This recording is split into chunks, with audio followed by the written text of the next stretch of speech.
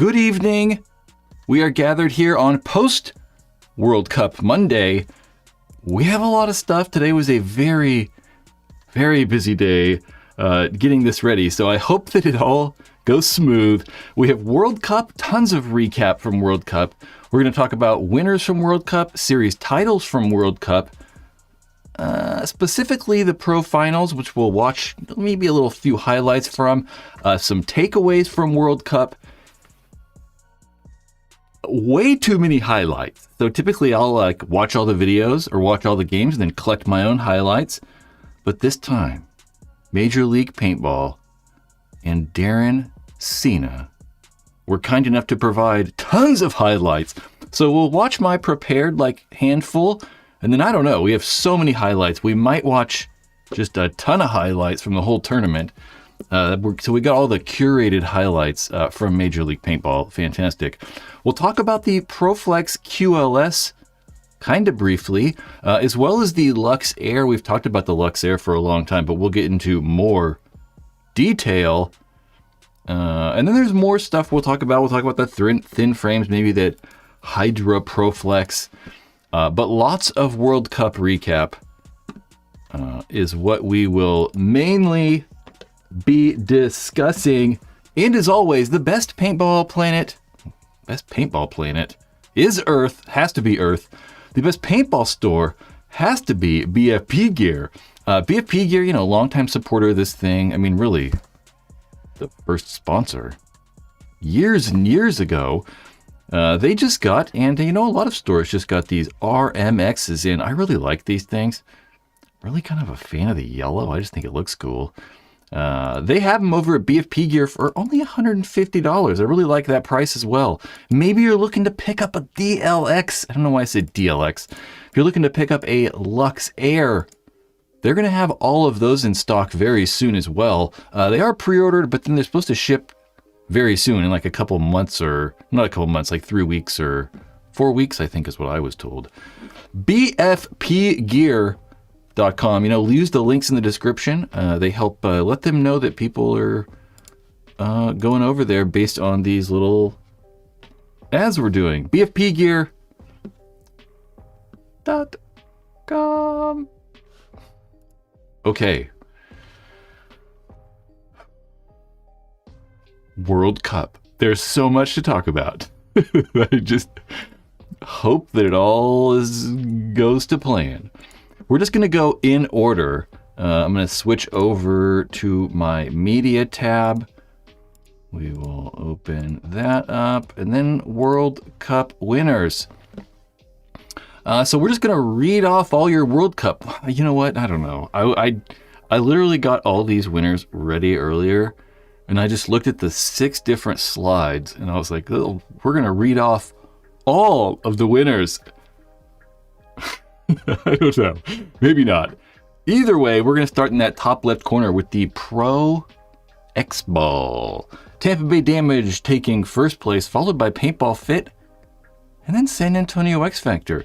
And then on the other side, you can see the Pro 3v3. I'm kind of confused. I think that they had 2 different, I don't really know what happened. I think they had 2 different brackets. They had an East Coast and a West Coast bracket or something like that, and that's kind of how I think we got Damage and Impact both winning. I watched a lot, but I didn't pay enough attention to figure out what was going on with the different brackets or whatever. I don't know. We have the Heroines taking first place in the Pro W and XL. Dallas Vibe taking third place, the Femme Fatales. Semi-pro, we have the New York Wrecking Crew taking first place. Great win for Wrecking Crew. Shock have a very good performance, taking second place, and Preferred Mob in third place. We have the Rejects. We'll just read, the first place teams from here on out, I think. Division 2, we have the Rejects. Division 3, we have NR Factory. This is just an example of how many divisions they have. Division 4 X-Ball, Ohio Outlaws. Division 5 X-Ball, we have Protocol D5. Masters X-Ball, we have Aftershock. Division 3 5-man, we have NMI. Division 4 5-man, we have FZR. And I know you guys, like, if I was one of these winning teams, I would like this shout out. So that's why we're doing this. Youth Beginner 5-man, we have YPL All-Stars. The Youth Advanced 5-man, we have the Filthy Kids. The WNXL Amateur 5v5, the New Jersey High Rollers. Division 3 5-man, NMI.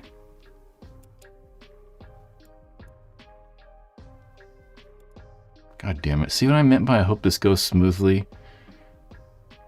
See how this bottom slide, part of the slide's the same?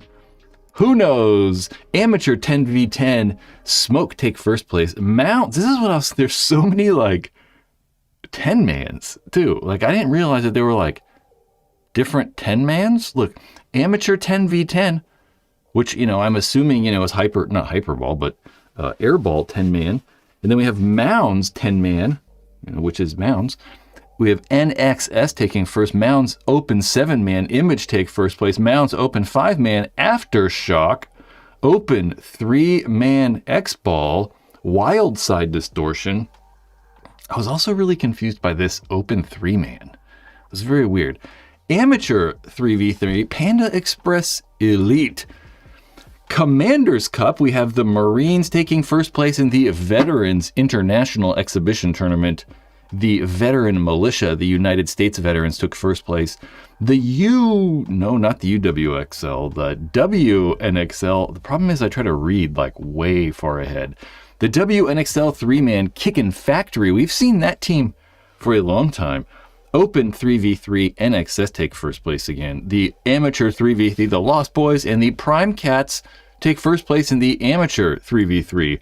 And then following up the Novice 3v3, we have Too Slow to Bunker. And then the Youth 3-man, the Iron Kids making an appearance. So those are a lot of the divisions. I don't know, I screwed up somewhere in there. Sorry, guys. That's a lot of winners. I just, you know, normally we don't do that, but, you know, World Cup, we at least want to, like, try to give a shout out to World Cup people for winning World Cup. And those are your winners from the tournament. Let's, I don't know, let's just go talk about the Pro Overall Series title. We'd kind of been watching this, curious if Paintball Fit were going to win that overall title. And they have. Being able to take second place here at World Cup, secured easily, I would say, secured that first place overall series title for Paintball Fit. Those the type's a little bit small, but you can see Paintball Fit first place, and then Red Legion coming in second. We see the team that actually won World Cup, Tampa Bay Damage, in 5th place overall. Some notes I put in here. You can see NRG getting 19th place at World Cup is going to seal their fate, taking last place in the Pro Division. But one thing that's kind of weird, you can see that it says 20, I put the top 10 teams, so the first through 10, and then I skipped a couple, and then went all the way to the very bottom 2 teams. So really, they should be in 20th, it should be NRG in 20th, and then New York Extreme in 19th place. But sadly, because, oh man, I have my notes here. Sadly, because Breakout Spa in Joy Division played World Cup and finished really well at World Cup, they actually ranked higher than New York Extreme and NRG in the overall series rankings. So even though NRG and New York Extreme played all 5 tournaments, and Joy Division and Breakout Spa only played the single World Cup tournament, they still qualified higher in the series title standings than NRG and New York Extreme, which is, you know, I don't know, kind of just sad. I really like Paintball Fit winning that series title. I was kind of hoping we'd get Paintball Fit to win the overall series title as well, but no, not the series overall. They did win. I was kind of hoping we'd get Paintball Fit to win World Cup as well. But that's not the only series title that matters. I would say that the semi-pro series as matters, maybe even, maybe not more. Someone ring my doorbell. We're not getting it. The Jungle Cats take first place in the semi-pro. I'm thinking about my doorbell. Jungle Cats take first place in the overall series title, giving them the bump into the pro division. You know, we've talked about them a lot before in the past, but they're actually known as BR Factory. At World Cup, they changed their name to the Jungle Cats. Most of these guys playing out of Georgia area. Los Angeles Collision are going to be second place overall, but the big takeaway there is the Jungle Cats are going to make it into the pro division, and NRG will be falling away from the pro ranks. Something else I kind of wondered.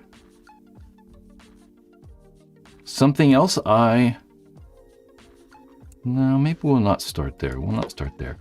And you know what? I normally have a bunch of highlights. I have like a bunch of, not highlights, but like notes and stuff on the pro finals, but I really don't, because I was trying to get all this other stuff ready today. I did not really make pro final highlight or notes, but we will watch some of those highlights. So if you guys want to stick around with me, we will get to highlights of the pro finals.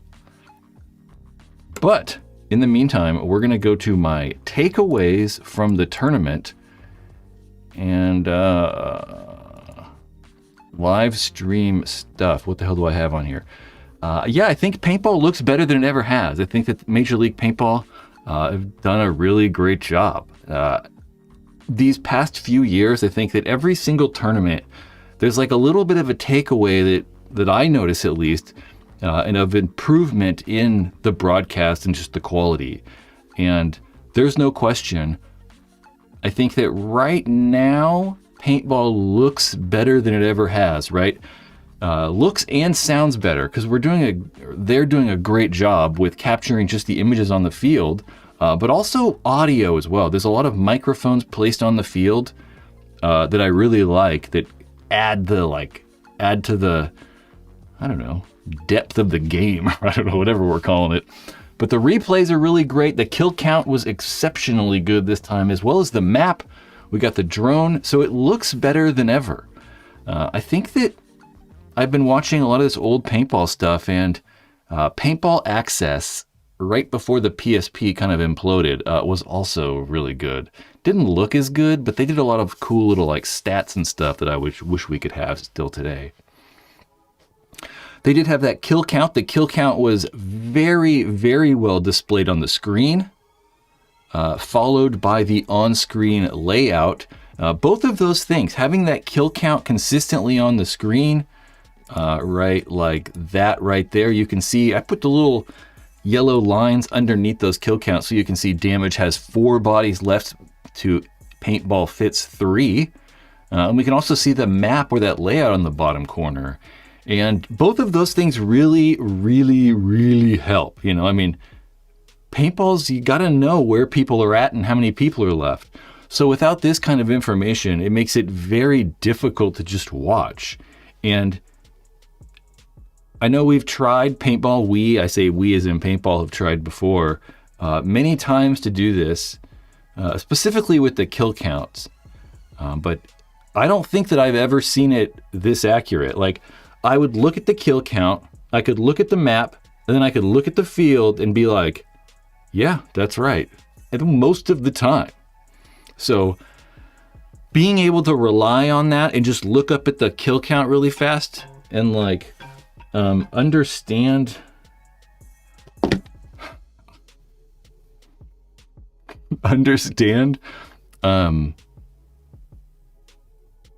fucking, I'm getting distracted.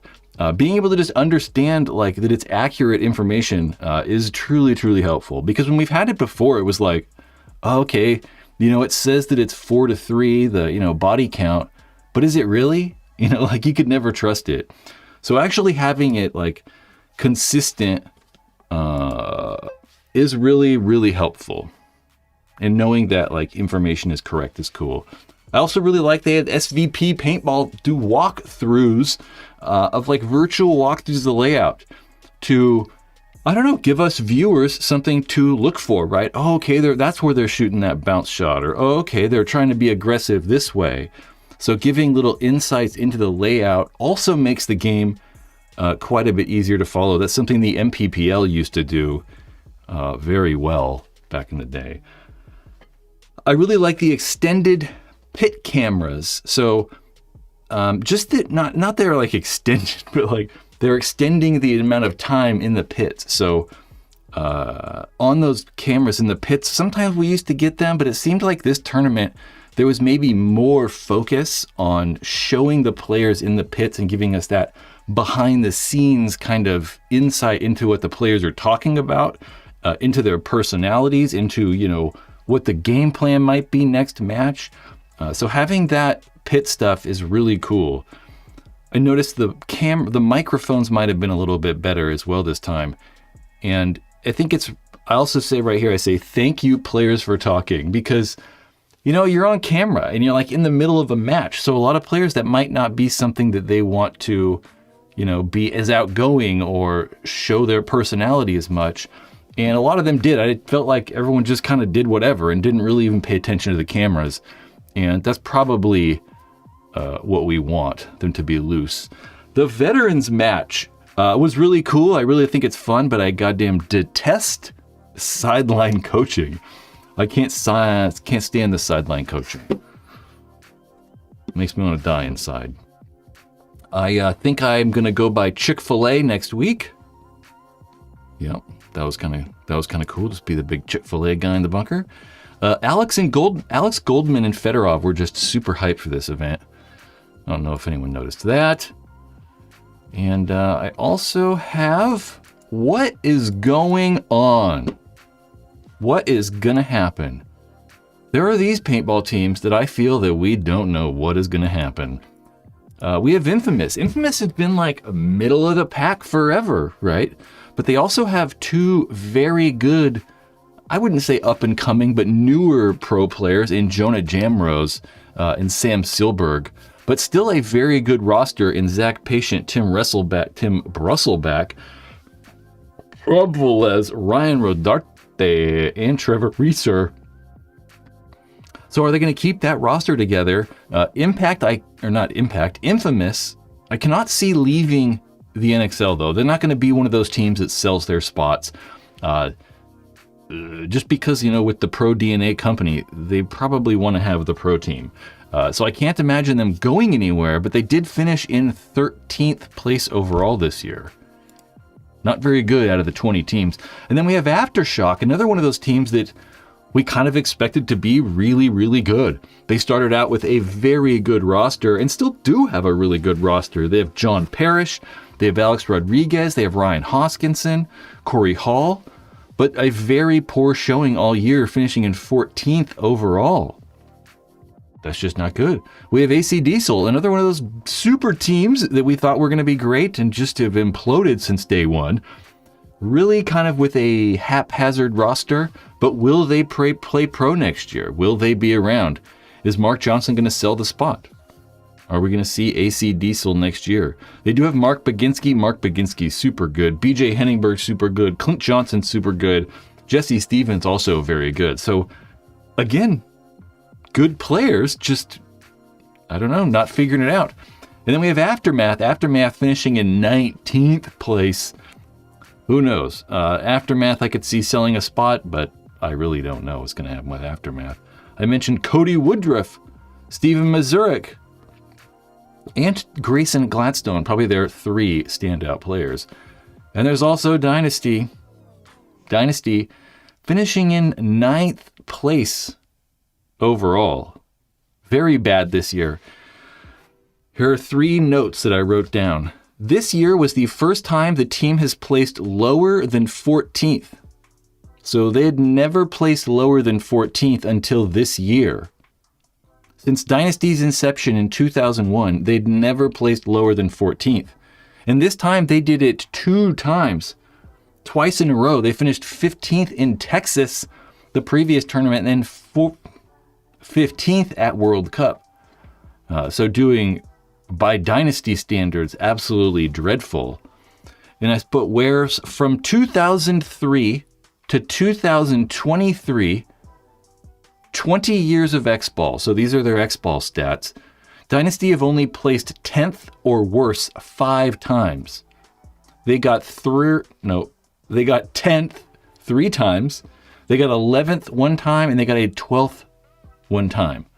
So these last few years, definitely 2024 and 2025 have been rocky for Dynasty.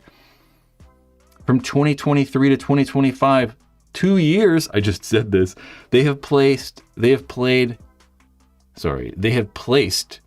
or worse 5 times.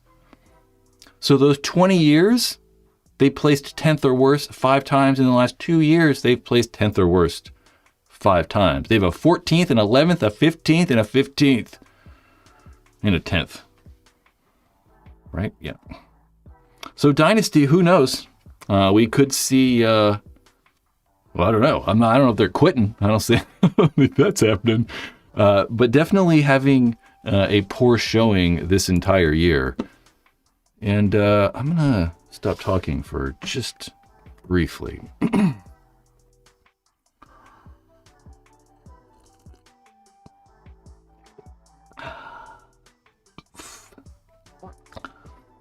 Daniel M. Daniel M in the chat says, I heard today Sarge is folding Houston Heat. Yeah, I don't know.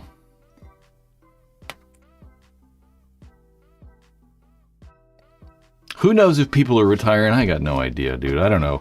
I don't know where to find this information out. Let's go back. We have more stuff to talk about. We takeaways we did. I don't really know if I have anything more to talk about specifically from World Cup. I'm going to have to pull over and kind of get ready the highlights. So we're going to talk about right now the Proflex QLS, then the Lux Air, and then we'll do highlights. But in the meantime, give the old live stream a like. Dan Holiday, congratulations, dude. I saw CJ playing. I think that's so cool. We'll talk about him later. Do you think the most funny thing that's happened in the last couple years to me is me thinking that Alex Spence died for a couple hours. So funny. It was hilarious. Okay, Proflex QLS. You know what? Let me say this first of all.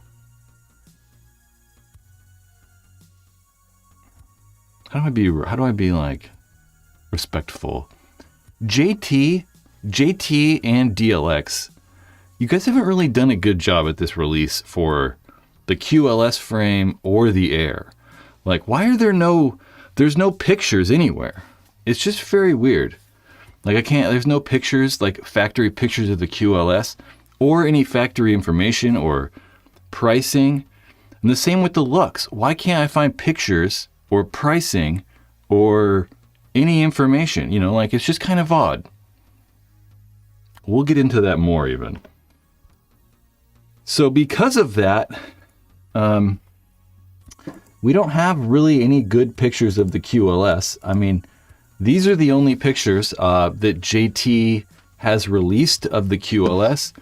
And yeah, so they just aren't really good pictures. That's all.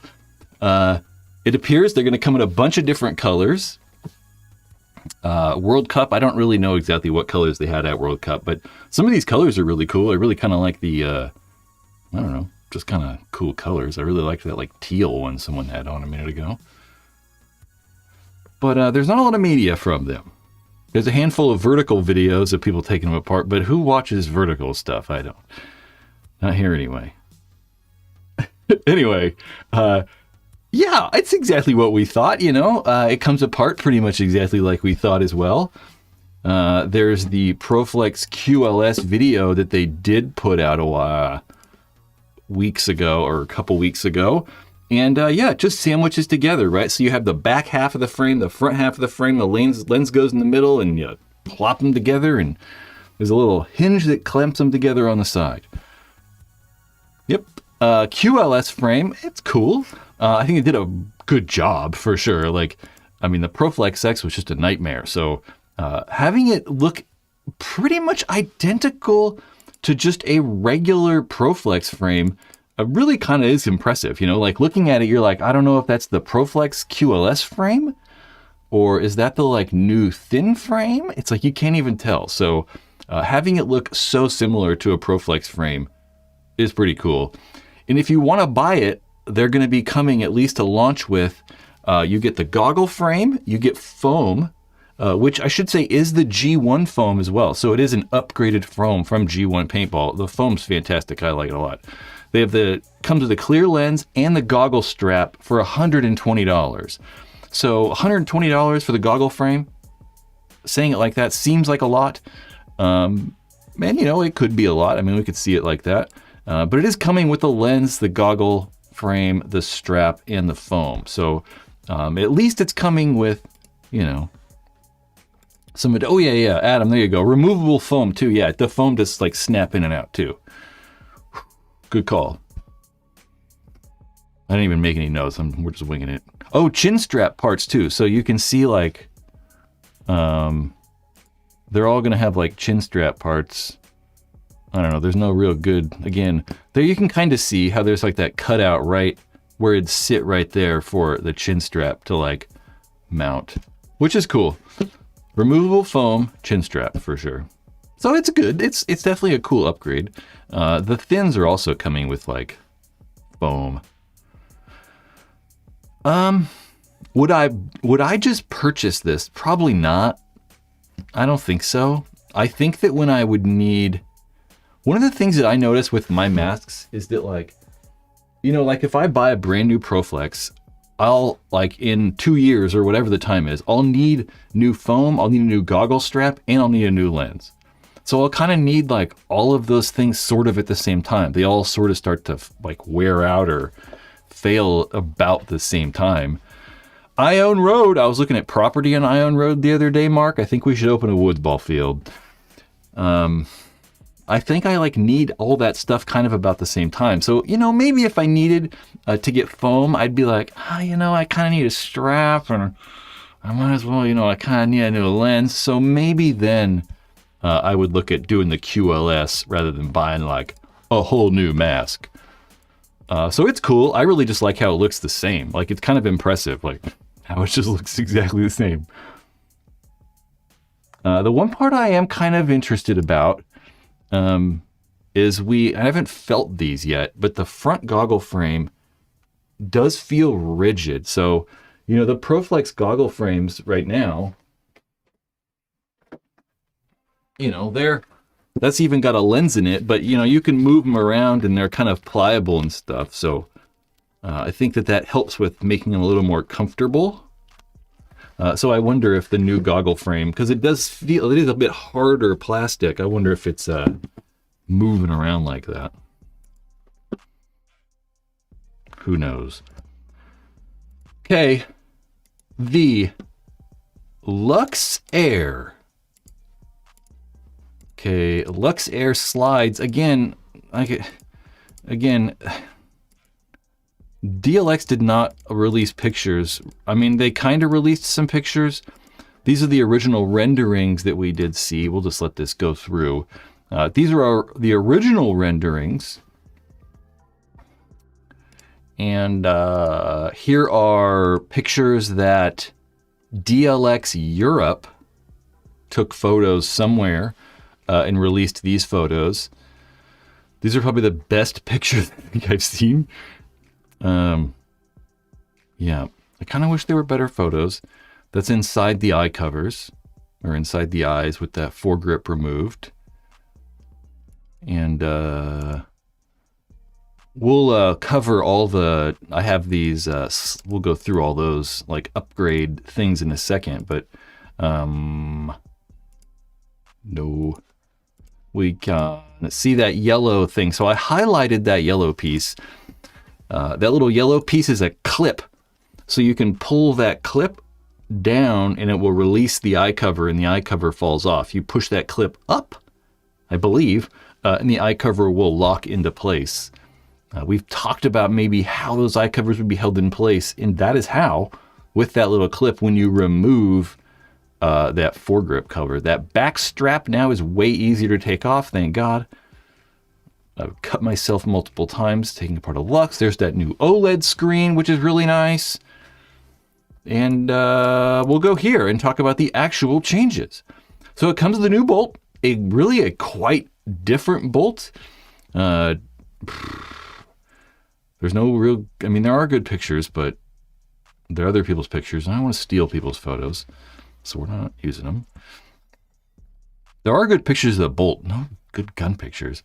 Designed in partnership with Method Development Engineers. So Method are the guys that John Chambers, I don't know if we're going to call him owner of Method or something, worker for Method, helped design the DSR. And I want to say that's where he first, kind of these last handful of years, 8-ish years or so, got his toes wet into paintball, was with the DSR. And he's made a lot of other stuff for the die guns. And now a full ground up Lux.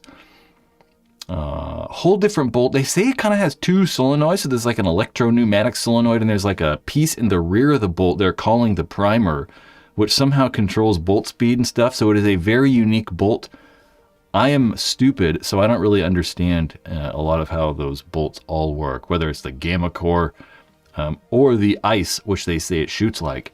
And that's what we're getting from having that new bolt system or that new core is apparently ice shooting performance. So the ice Luxes historically were, or Luxes just in general, had a slower kind of traditional, really quiet, really smooth spool valve shot.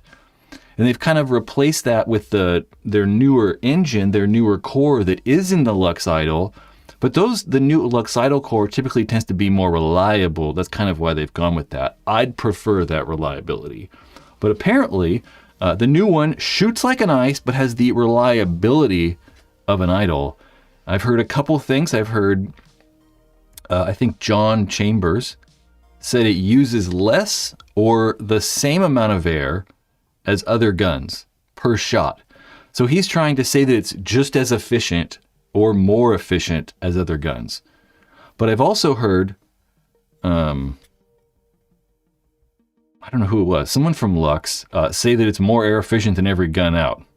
So they just said that one.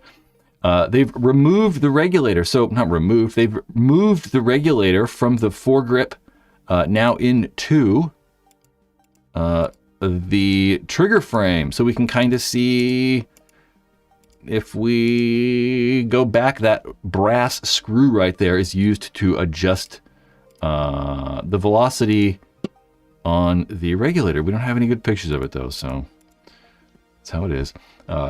And moving that just helps clear up air passageways, right? It's a lot easier to go from, like, say you have your trigger frame, right? It's a lot easier for the air to go in through the tank, through the regulator, just straight to the bolt, right?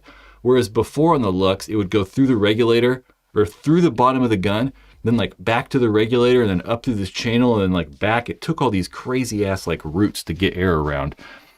So having the regulator just inside that trigger frame does a lot of stuff. It should increase air efficiency. You'll reduce operating pressure. You're going to do a lot of stuff by like smoothing out the airflow rather than taking all these like crazy passages. The battery's moved. We said like that. The battery has been moved to the foregrip right there. Nope. Coming here. Battery in the foregrip. And you might notice that battery style because it is the same battery that you're using on your big old vape mod boxes. Are they doing that still? People still do that? I don't know. It's a nickel lithium battery. So not lithium ion. Nickel lithium is a little bit different. It's not going to charge as fast. It apparently is not as dense but it's still insane, right? I mean, you're still getting 100,000 shots. And when I say won't charge as fast, I mean, you're still probably gonna be able to charge the gun in like an hour. It's not like, it's not crazy. It's going from like maybe 60-minute charge to like a 55-minute or something. It shouldn't be dramatically different. But getting 100,000 shots is kind of cool. And they're also just standard batteries, right? I mean, it's not some weird custom battery like they've used in the past. So using just that standard 18500 or 18500 battery or whatever, you can just buy them anywhere, and you could take one charged to the field, you know, have one extra in your gear bag always charged or something just in case. That foregrip, we can kind of see where that foregrip cover would be, where all that exposed kind of like, I don't know, unbrushed aluminum is or whatever. And that does slide right over. It is all metal under there too. They made a big point about that it's not composite like Planet Eclipse guns. The eyes are completely different. Eye covers are locked in place via that little clip, that little lock we talked about. And then the ball detents are also a single piece. They are urethane now. Yeah, you can kind of see that urethane clearish ball detent right there. And I assume these are kind of like Tippmann 98 detents. So that's why I put Tippmann somewhere. Where did I put that? Like Tippmann? Because the Tippmann ball detents are kind of like that. I can demonstrate with my hand. So it's flat on the bottom like this, and you get like a piece of plastic or piece of rubber that's pointed up like that. So the bolt would go forward right here and then push the detent out of the way. So the paintball falls in and it's held in place by that angle. And they just put like a little cut on the bottom that helps it fold over. And I assume, you know, I don't know. That's kind of what it seems like it's going to be, which is fine. There's nothing good, bad about that. It's all sealed up inside there now. So if you do break a bunch of paint or slide into water or something like that, maybe not break paint. It's probably more for like water getting in the gun. Yeah. The electronics, the power button has been moved under the trigger guard, or in the trigger guard rather. There is an OLED on the rear of the frame, and it just charged via USB-C. So you can see the USB on the back of there. You can see that OLED screen on there. What was the other thing I was looking for though? Oh yeah, the power button. This is kind of crazy. You can kind of see it right there. See that blue thing? That's the power switch or power button. I don't know. They said they moved it there because people can tend to turn the gun off when it's on the back of the trigger frame. You know, you're holding the gun and like pressing it in with your hand or something and turning the gun off. I have experienced that with guns before, but not any new or modern things. Triggers, they're using those trigger faces. We kind of knew about that, just like Planet Eclipse are doing. I'm kind of blown away though that they are not using a freak kit. So they're not using freak barrels. They're just going to go with the PWR inserts, those power inserts that everyone's using. So the freak kit is no longer, I guess, coming on the Lux. It is coming with auto cocker threaded barrels, which is good and bad. I mean, some people probably like that. Some people do not. I like this thing. I think it's cool. There's only two parts that are from the Lux Idol on the whole entire thing. The thumb knob, the thumb wheel on the feed neck, and then what else? God damn it, I thought I was going to be able to remember. Thumb wheel on the feed neck and the speaker. So the speaker and the thumb wheel. Everything else is not the same. I don't know, I'm skeptical though. There's no way. What about like, there's not a screw that's the same? Like a mounting screw for the board or something, or like a pin inside the ASA, or either way. That's what they say. Only two similar parts. That's your Lux Air. Kind of wish we had better pictures. We kind of know some of the colors though. There are these pictures. This is also pictures that got put out by DLX Europe. But I don't know. I don't like them. It's kind of hard to tell because they're just, you know, it's kind of hard to tell. But we do know the colors. We have dust black, dust white, dust gray, polished black, polished red, polished blue. Ooh, polished gold. Polished red's cool though too. I've always liked a polished red gun. Looks pretty good. The Lux Air. Okay, they're $1,600. I don't know why I didn't say that. $1,600 which is cool. I like that $1,600 price. I was guessing it'd be like $1,800 or something crazy. So, yeah, I like how it's cheaper. Lux, what'd you say? Cocker threading should be paintball standard. You know what? I actually would prefer the Lux thread. You know what's interesting about Cocker threaded guns? The problem is I don't have any like other threaded guns. Oh, here's a good example though. Whatever, these are all threads. So look at the difference between that. You know, so that's like a, on the barrel right here, that's a old Angel LCD barrel thread. And that's an auto cocker barrel thread. So, you know what Angel did was back in the day, they took their Angel thread and they pretty much just cut the whole top off. They cut it down to about right there. And that allowed them to remove this much of the front of the gun. That literally was just barrel thread taking it up, you know? It's just kind of pointless to have this much barrel inside the gun. It just made the guns big for no reason. So what's cool about Lux thread is it's also about half the length of this autococker piece. That's called the shank of the barrel, I believe. It's only like half the length of that. So you can like make the front of the gun shorter. It's kind of why I like I kind of like shorter thread. Doesn't really matter. It's just kind of like a little bit neater. Everybody, if you're here right now, make sure to give the live stream a like. It, you know, gives our metrics a little bit of a boost. Yeah. Give the live stream a like. I know there's people here. So we have a shitload of highlights. So I have them all on this hard drive right here. And what I have to do before we even like entertain the idea of highlights is move them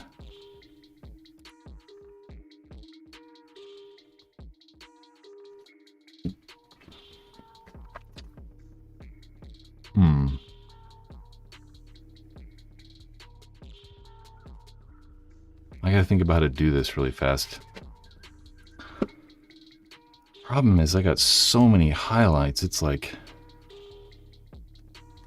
a little out of control.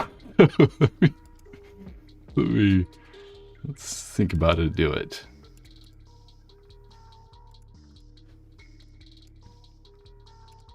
So we have R4. The problem with this is like, I'm gonna like deafen everybody when I drag all these over. Oh well, cover your ears if you don't want to go deaf. I'm gonna try to like mute them all as fast as possible.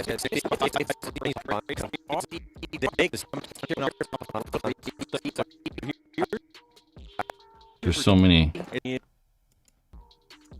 Okay, I think we're good.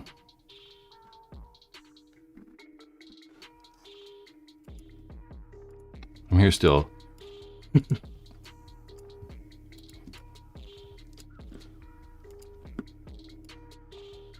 Okay, so let's do this. We're gonna watch, so these are my curated highlights. These are the ones that I've gathered earlier today, and these were some of the matches I watched. You know, not every single match am I able to view. So not absolutely everything. I'm gonna resize the jingamabob like this. We're gonna call that one good. Okay, let me open my notes really fast.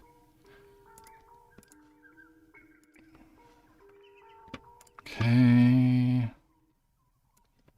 We have highlight number 1. Not that one. We have Damage and Infamous. Chris Shear wins the second overtime. I want to listen to this a little bit, though.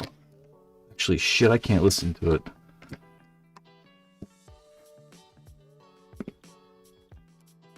Chris Shear wins overtime. You know what I really liked about this shot, though? So this is the second one-on-one played for overtime here. I think this is the 3-on-3, and they required you win best out of 3 one-on-ones, I think.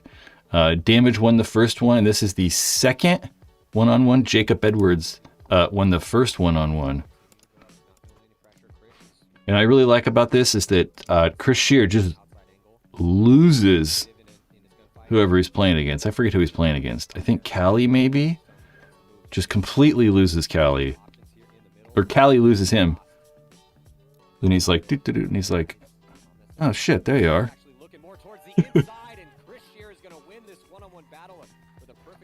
Eat more chicken. And damage win Infamous beat Infamous in a 3v3. This is number 2 with Yosh getting a 3-pack. I'm gonna like try to monitor this stuff. And he gets the kill, and Yosh Rao's gonna eat up the second body as well too. Yosh Rao having a career year here in 2025, 2-pack for him. Let's see if he can finish it off with the 3-pack to take the lead. Nice. 3 confirmed kills here for Yosh Rao. That's everybody though, because it's only 3 players in this whole 3v3 match. Impact and X Factor. Impact, X Factor, Harmon, and Urena. So this is a we can see right there that score is 2-2, and the sun is setting. Isn't it a beautiful sunset right there? Impact, X Factor trying to hold off Impact, and this is one of those final 3v3 matches. So this right here is the finals for 3v3. They can't even gunfight. They're getting tucked into their spot so much. Mac Jackson gets peeled off. Here comes Tyler Harmon. Try to put the finishing touches on this win. He bunkers out the last body, and here comes Mikey Urena. Boom! He goes in to hit the buzzer. There's a lot of like funny buzzer hits. To seal up the Who was that like hit it afterwards? Just I don't know. Is it Nick Laval? 4 seconds left as he goes in to hit the buzzer. Super?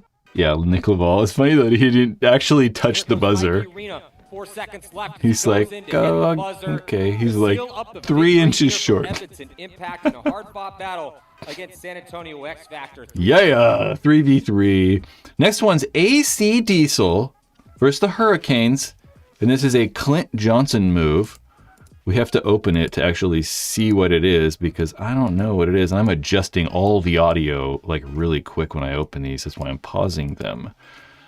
Clint Johnson right here. I think Clint's in the snake. We can see Clint Johnson on the red 50. No, I'm sorry.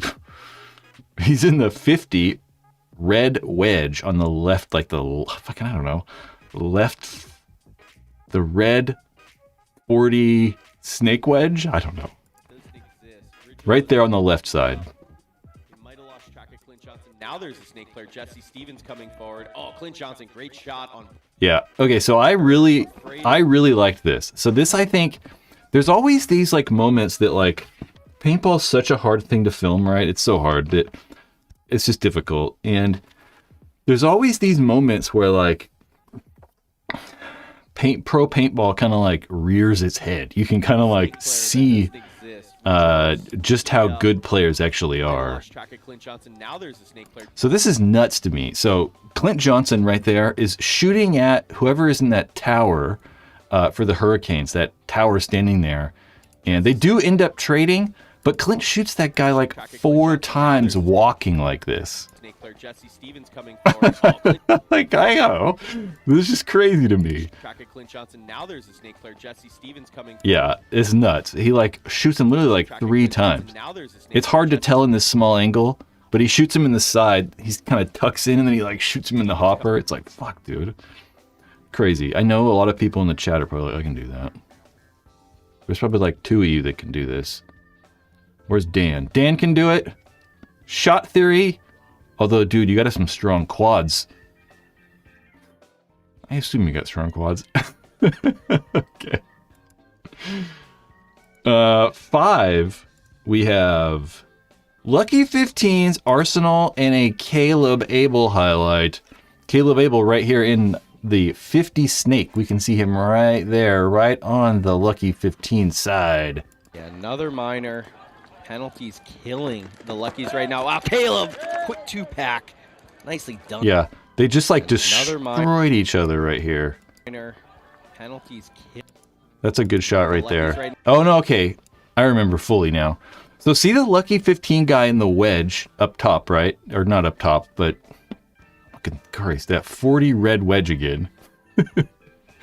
On our side. On the lower half of the screen. So there's a Lucky 15 guy there looking right at Caleb. Right? He's looking at him right now. Here for the Lucky 15. Still watching him, still watching him. He's still watching him. Turns right now. Another minor. And then Caleb at the exact right time. Killing the Luckies right now. Wow. And then these guys just smoke each other. I mean, like, right now. Wow, Caleb. I don't know if that was a penalty, but that sure should be. Nicely done, Caleb Abel. Gets it the drop Right? on. I don't know. Maybe not. Because I guess they did trade, technically, but he just spun to shoot him more? I don't know. Infamous in Heat, Tim Brusselback. This is the whole entire point for Tim. Tim right there, long hair, going to the snake. I think he goes off the break. He does go off the break. Tim, bro, I don't want to do that. I'm trying to turn the audio on. Sorry, guys. Diving into the Thunder Valley insert on the Doritos side, but Brusselbeck owns the snake. It's going past into the 50 onto Heat side of the field. Not sure that Heat has picked him up. Yeah, Brusselback. They don't know he's there. They don't know he's there. He has not touched the bunker.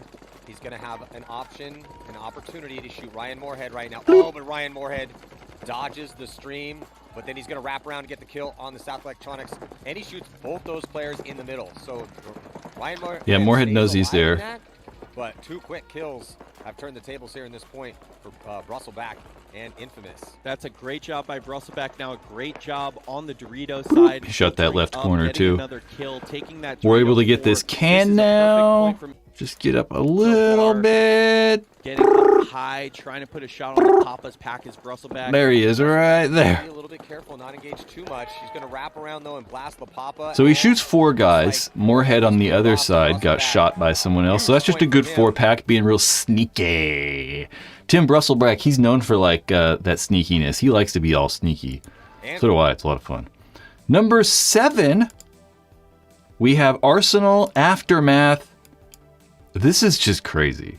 So we're gonna actually like turn the volume up on this one and make sure we're listening to this. It's with a minute and a half. I'm gonna want that one back. Yeah, I'm gonna throw everything here off the. Oh, they just ABJ2. That's a huge kill here for Aftermath.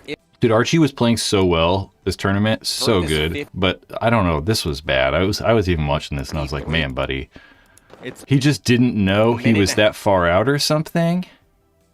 And he just like comes. I'm gonna want that one back. Yeah, I'm gonna throw everything here off the. Comes right out into a gun. It sucks. And I mean, I get it, dog. You're like that far up. It's like, fuck. You know, you want to shoot those guys when you get that far up. But there's only 20 seconds left, so I don't know. And they are up bodies. They are up on 5-on-3, so I don't know. Okay, never mind. It's not that big of a deal. J2. That's a huge kill here for Aftermath, if this can is live. Cody Chong, what a great kill here for Cody Chong. They're trying to make it happen up the middle. They're going to get one, but time should have... 8 seconds, 7 seconds left to go. No, Cody Chong's still alive. Referee's going to give him a chance, give him a look. No, time expires. We're going to overtime. Okay, so there's a little thing I want to watch here. Give him a look. No, time expires. We're going to overtime here. Somehow, some way. I don't see a flag. So it's O'Mara. It's Stephen O'Mara. I want to see. He's claiming that he shot him. I want to see if we can see a shot at all on that tower guy. One, but time should have... 8, 7 seconds. But time... But time should have... 8 seconds. 7. What's that? Is that a hit right there? We can zoom these in a little bit. I want to be like a spy on this stuff. We're going to be like an Inspector Gadget. Dun, dun, dun, dun. Is that a hit right there in that center pod? Dun dun dun dun. Time. Chong, they're trying. Chong, what a great kill here for Cody Chong. They're trying to make it happen. Oh, yeah, it is. You can see it. Watch that center pod, because Omar coming through the middle. Kill here for Cody Chong. They're trying to Bam! what a great kill here for Cody Bam! Chong. They're trying to make it happen up the middle. They're getting. Oh, yeah. Okay, we're going to reposition now. So he definitely got shot. Definitely got shot. So much resizing. Definitely got shot. So the main reason I wanted to see if he got shot is because of all the They chaos. get one, but time should have. Oh no, 8 seconds, 7 seconds left to go. No, Cody Chong's still alive. Referee's going to give him a chance, give him a look. And he does time that one expires. ball, They're going which to is overtime interesting. Here, somehow, some way. I don't see a flag. The players are losing their minds. Of course they are. This is how it works. Everyone becomes a lawyer in this situation, trying to argue their case. But what a ball drop here if that is the situation. You have a 53, a 5-on-3 with a minute and a half left. This is why we run these drills. Omar screaming bloody murder. Begging Wow. for a review. I've never seen Omara as upset as he is right there. He's 100% right. I've seen him mad. I've never seen Omara in 15 years. 100% right. Got him in the pack. That's how the cookie crumbles sometimes. There was also another blown call in the finals that we're going to talk about. 8 Sea Dogs in damage. Alex Goldman with a...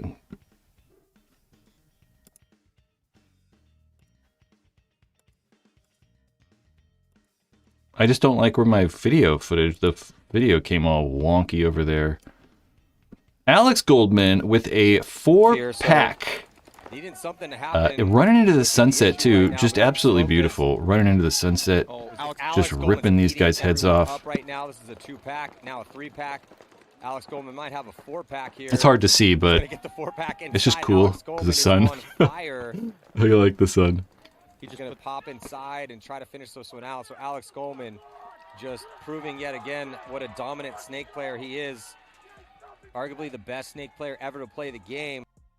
I like it, dude. I really like Alex Goldman's like emotion and like passion for paintball. 10, no, number 9, we have Tauntauns and Henry Stents as they run through. They're up bodies.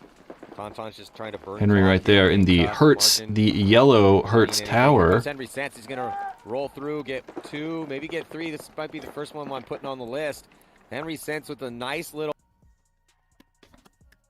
Just a nice little run through. Way onto the Tonton side of the field. They're up bodies. Tonton's just trying to burn clock here and hang tough. Margin. Okay, so apparently the new word is hang tough. They always say hanging tough. I think Mike Jeffrey was saying hang tough, and he got Matt Marshall to start say hanging tough or hanging tough. And does anyone remember like the New Kids on the Block song Hanging Tough? If you don't know, go look the New Kids on the Block song Hanging Tough. It's hilarious. And that's all I could think about was say hanging tough. They're like hanging tough. Like, oh, hanging tough. It's hilarious. I would play it, but last time we played NFL highlights, which is a whole different thing. They didn't like that, so. Doesn't mean anything. Here comes Henry Sands. He's gonna roll through, get 2, maybe get 3. Hanging tough. I'm putting on the list. Oh, hanging tough. God damn it. You guys gonna make me do it? Maybe we won't listen to it. Maybe we'll just look at it.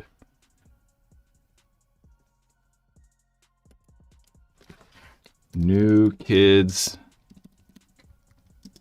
hanging. Fucking cannot see, dude. I cannot I can't tell if I'm typing right. I put the U. I can't even see. It's hilarious, guys. Oh, hanging tough. Woo! It's great stuff. Go watch Hanging Tough. Okay, we'll go back. Oh, it's just funny. Okay, number 9 on the highlights. No, we just did number 9. Number 10. CJ, I assume CJ Cantor, Tampa Bay damage, leverage. Side, real close to CJ. CJ Cantor. Yeah, CJ and Keith are talking it up. We're about to hit the minute mark. Although I don't know where he's at. And Tampa Bay damage definitely looks like I they want to get up screwed the up field. the They're not audio. just hanging out in their bunkers. They're being proactive. Here goes CJ. CJ's going to run through. He's going to dice up Chris Caputo. Oh, beautiful. This is going on the list, too. CJ Botsalis. Oh, no, sorry. I'm so sorry. Definitely not CJ Cantor. CJ Bossalis. I'm sorry, I can't pronounce his name. We'll let this play out. So Keith, not Keith. Keith, well, you can see Keith running right there. CJ is in the snake. CJ, as far as I know, has been the owner of Tampa Bay Damage. There is a Tampa Bay Damage player in the chat. Dan Holiday, a.k.a. Shot Theory. Maybe he can fill us. Bot Solace, yes. CJ Bot Solace, as long as I think he's been the owner of Damage forever, maybe? I do know that there was an issue with like funding maybe 8 to 10 years ago, and maybe he helped out more then or something. I don't know. But I always like it when we're going to call him a paintball patron, just like, Sarge from Houston Heat, or Alex Martinez from X Factor, or Bart Yakimek, Tom Ford. There's a bunch of these guys that are helping these pro teams in funding stuff and helping out. And it's always really cool to see them get a little bit of shine. CJ's also good. There's also that. I don't know if I'd necessarily want Sarge playing. That paintball fit wedge on the snake side, real close to So CJ. this is just cool. And CJ's not playing much. I don't know when the last time I don't know when he's playing on. He's not playing all the tournaments, definitely. So it's cool to just see him even there. Not just hanging out in their bunkers. They're being proactive. Here goes CJ. CJ's going to run through. He's going to dice up Chris Caputo. Oh, beautiful. This is going on the list, too. CJ Botsalis with the 2-pack to close. That was exciting when I saw that. Damaged jerseys look really good, too. I really like the colors. Look like really good. That was just fun, so that's all. 11. And for 11, we have Red Legions and the Tauntauns. This is Hugo Verneghi, or Verneghi. I don't actually know how it's spelled. Verhegi. Hugo, you know what, dude? I swear to God, Axel, Godin, and Hugo are insane. I mean, holy shit, I almost overfilled my coffee. It's like this much on the rim. Hold on.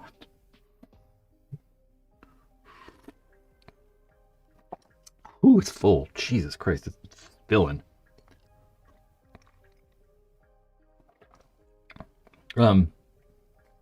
Hugo and Hugo and Axel are just insane. They are so good for freaking Tauntauns on the snake side. It's really kind of nuts. And this whole thing is insane to me. I mean, I'm huge, right? I'm huge. On my knees, I can like look over the mini wall, like little bubble thing. So like, I can't imagine moving like this in the snake. It's just like, I would stand no chance playing against people like this that could move in the snake. It's just crazy to me. Yeah, and here comes all the way into the 50-yard line. Did he make it clean? That's not even the craziest. Billy Bernaccia's good move. We have a Billy Bernaccia move that's really good too. And he's looking inside, trying to get the drop on Kirill. This whole move is just crazy. Being able to walk like that in the snake's crazy. Yeah, look at how, like, this is another one of those pro paintball things, right? Like, he probably knows right where those guys are. Like, he knows before looking, because he knows that it's the tower and, like, the Dorito too. And look at him go and stop, shoot the tower, perfect. And then go forward, shoot the Dorito guy. It's like perfect, like knowing exactly where people are at. should not gun battle J-Rab here. He's done his job. It's a I do think J-Rab shoots him right there, though. gun battle J-Rab. I think J-Rab wraps the inside, and I think he shoots him right here. Job. It's Well, maybe not. I don't know. Maybe it just hit the ground, but it was damn close. Gonna get the kill on just But just great stuff. I mean, yeah, very good paintball players. Number 12, we have Here We Go. Here's Billy Bernaccia's very clean bunker move. And just really clean, showing athleticism and just kind of knowing what to do, right? I think that he tries to make it to that. I think he thinks he's there. See him peek around, though? And he's like, oh, shit, he's not there. But he knows he's got to do something. So he knows he's the guy's there. Bunkers him, but is able to stay alive in that whole situation as well. That's a really long point, though. Billy ended up staying in that position for like 2 minutes. Is able to get a kill across the field, and I believe trade out with the corner. Yeah, 13. We have damage and paintball fit. Jacob Edwards. Here's another one of those moves. I said we had a move in the finals where they missed a call. This is it. We're going to put a little bit of audio on, though. I want to be able to hear this one. Maddie, we've been talking about it all weekend. Jason Edwards didn't see Scott Stewart come off. but here comes a big move by Jacob Edwards. He's gonna I should set this up a little bit. It's a 2-on-2. You can kind of see those bodies. It's a little bit hard to see those blue dots on the map for damage, but they have that snake corner and then the can right next to the snake corner. And then Paintball Fit had the snake corner and then the 50 Dorito. So maybe better field position for Paintball Fit, but at the same time, they can't really communicate. It's going to be really hard to communicate that far, whereas Damage have these like spots next to each other. on the D side. He's past the 50-yard line. Maddie, we've been talking about it all weekend. Jason Edwards didn't But then right here, Jacob's running out of the back corner. He's going to go bunker the snake corner see Scott Stewart all the come way. And see, we can see his little dot Here comes a even. big move by It's a little Jacob bit Edwards. off, He's but gonna go it's coast damn to coast. close. He's going to stitch up Dr. Seabaugh and top before he gets. He has to pump the brakes to try to get So the great Bronco move kill. by Jason. I was going to say Jason and Jacob. Great move by Jacob Edwards. Really fucking crazy, really. I mean, running all the way down, like running all the way like corner to bunker a guy is kind of cool. Jacob Edwards, he's going to go coast. But Does he?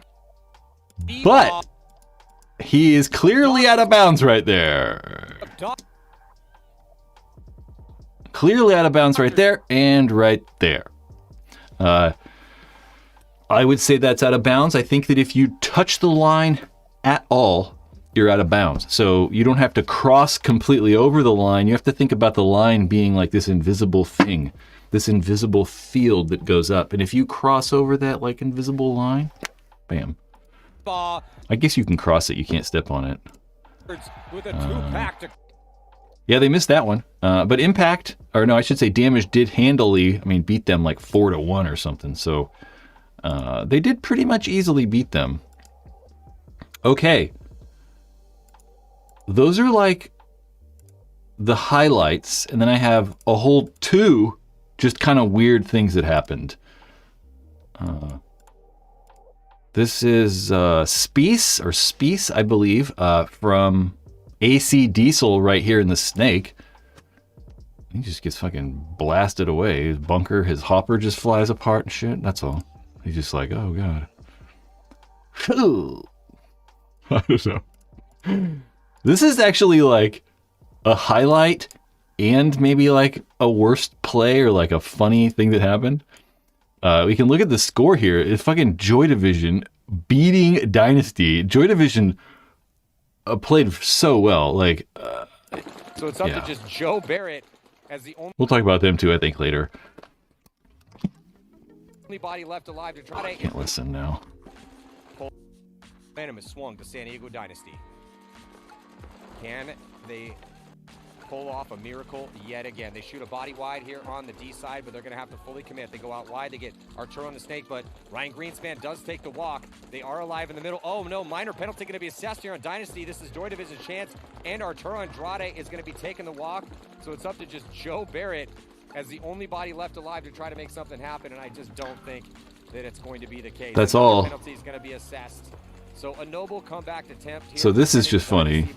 This guy really sending it. Done enough. They built up a big enough lead, and they might be stealing this point to make the margin back to 2 and a full send. And they might be stealing this point to make the margin. This is funny. Back to yeah, that'll hurt.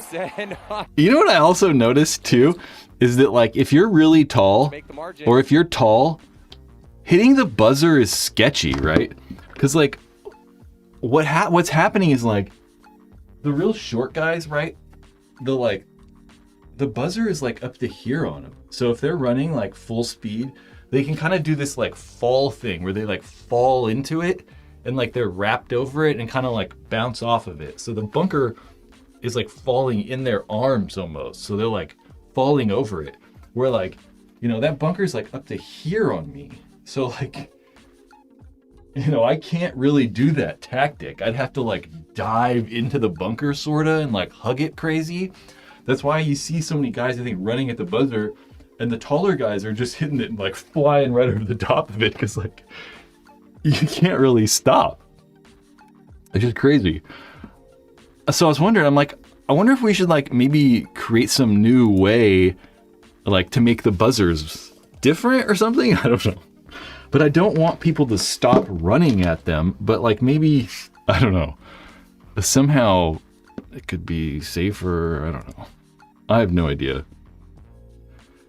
Daniel, the pro field did get tore up. It's always like that. I mean, it's Florida, so it's like the ground is just sand everywhere. You know, it doesn't really matter where you go, unless you have like, you know, crazy, perfectly manicured ground. It's kind of just going to be sand no matter where we go, so. Do we know if any of the Lux teams shot the air? I don't think so. I was kind of looking around. I didn't notice anything. Not that I was aware of. So those are all of our actual highlights, but the level of highlights that the generous Major League Paintball Plus people provided. Tournament was great. I mean, I think the NXL and like Major League Paintball, I feel like they're like just doing a really good job. Holy moly. So here are 29 highlights from day 1, 39 from day 2, 30 from day 1. I also have team packages. So like,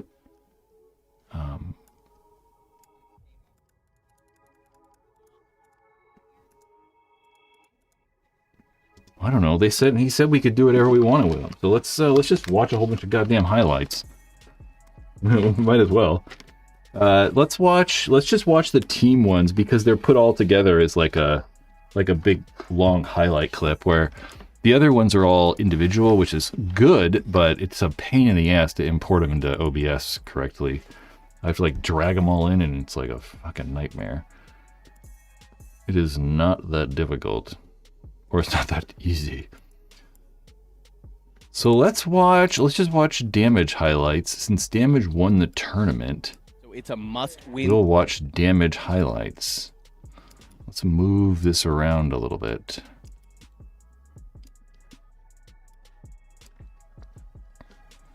Damage highlights. I'm turning the audio on.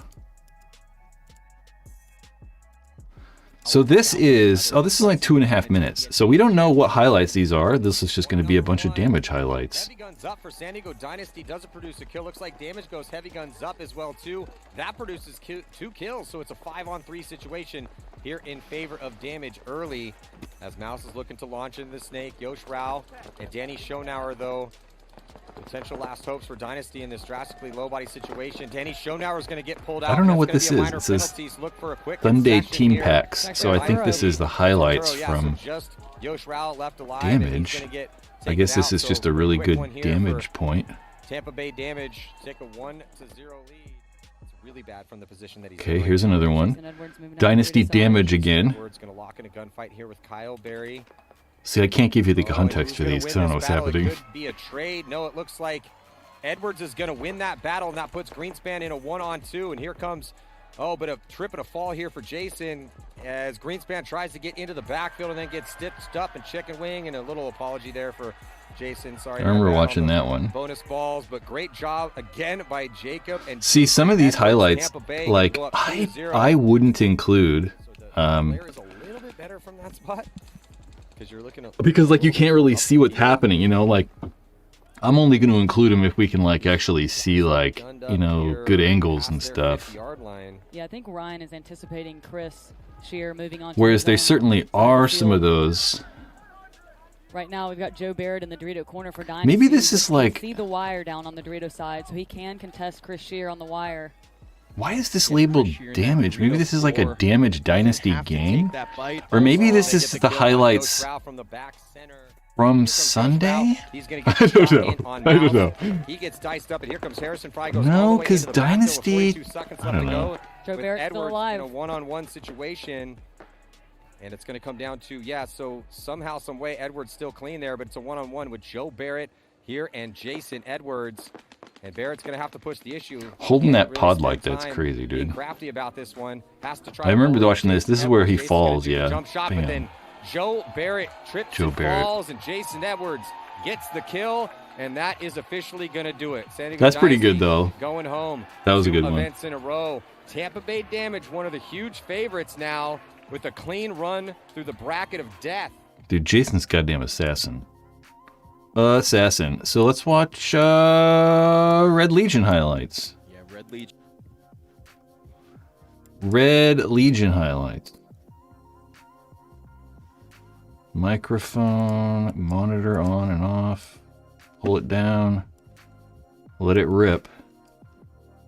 I don't expect to see them showing their hand a ton here. It's a very tricky This one balance. is You can talk to coaches and 3 players minutes about it. long. What are you guys You talking wanna about? Let's get talk to the chat, fire too. going, You want to feel competitive, but at the same time, the Jump stakes shot to are the not chest. as quite so high 'cause you're not fighting Pits to for chesty. You remember that is? matches. But still, that seating can be. Oh wow! Yeah, Arslev all the way onto Spa's side of the field in the first 15 seconds. Yeah, Claren Ball taking the walk here for a breakout spot from the backfield. We got Duchesne. I'm trying to read the chat. You guys aren't talking about Middle. anything. He's going to get diced up, so here comes Legion storming up the D side. Could be a very quick one for him here. And it looks like Smotroff is the one that's getting the Yeah, I just start. don't have the context for what's happening in a lot of these, so they're not as like exciting. They're not as easy for me to talk about. So yeah, Dynasty didn't have a good tournament. I meant to talk about. I wanted to. There was just so much happening today to get all this ready that I wanted to make sure that I got all the stuff ready. And I didn't have time to actually talk about or get the European team stuff ready. Because there's still more stuff on my list I'm talking about that I just remembered. You betcha. Maybe if you guys like this channel, maybe you want to support the thing, go, watch some New Kids on the Block. Or maybe think about becoming a channel member. Channel members here get early access to videos. You get member exclusive videos. There should be a members only video, very soon again, like a week.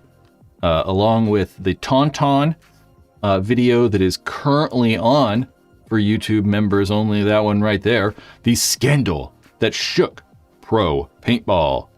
This was about the Tauntauns shooting 352. It's kind of high. Yes, I lost my train of thought. Memberships. Yep, early access to videos, members only live streams. You get to help support this YouTube channel. You get access to the giveaways, all kinds of things. Think about becoming a channel member here on YouTube. Connor with a super chat. We don't get super chats anymore. They're like non-existent. Wow. Connor, you're amazing. Where is your G7R though? I don't know. Chris, discounts on merch? I know, I lost my train of thought during that whole thing.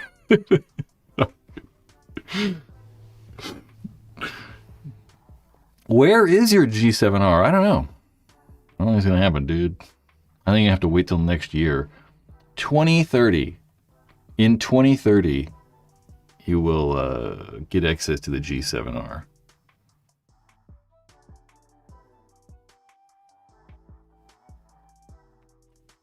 Lost my train of thought again. Oh yeah, that's right. I want to shout out. I don't know. Are they the coolest paintball company we currently have? I mean, is Hormesis currently the coolest paintball company we have? Because I mean, they definitely have the best booth. There's no question they had the best booth at World Cup. Really like the turf. Kevin working the counter. I like the carpet. I like the turf outside. We're ready for the rain when it starts pouring. So we got some I love the shirts, dude. I'd like wear the shirts every day.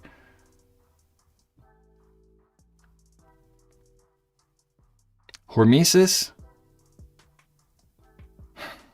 I want a clothing sponsorship, sorta, in some way. I like the paintball stuff, but I really like the casual wear. Great stuff. What I thought was really cool too is they had the dual setup. So I think that they're gonna walk over to that right there. Ooh, right outside there is the dual arena that they set up, and I know they had like an exhibition. There was like a pro.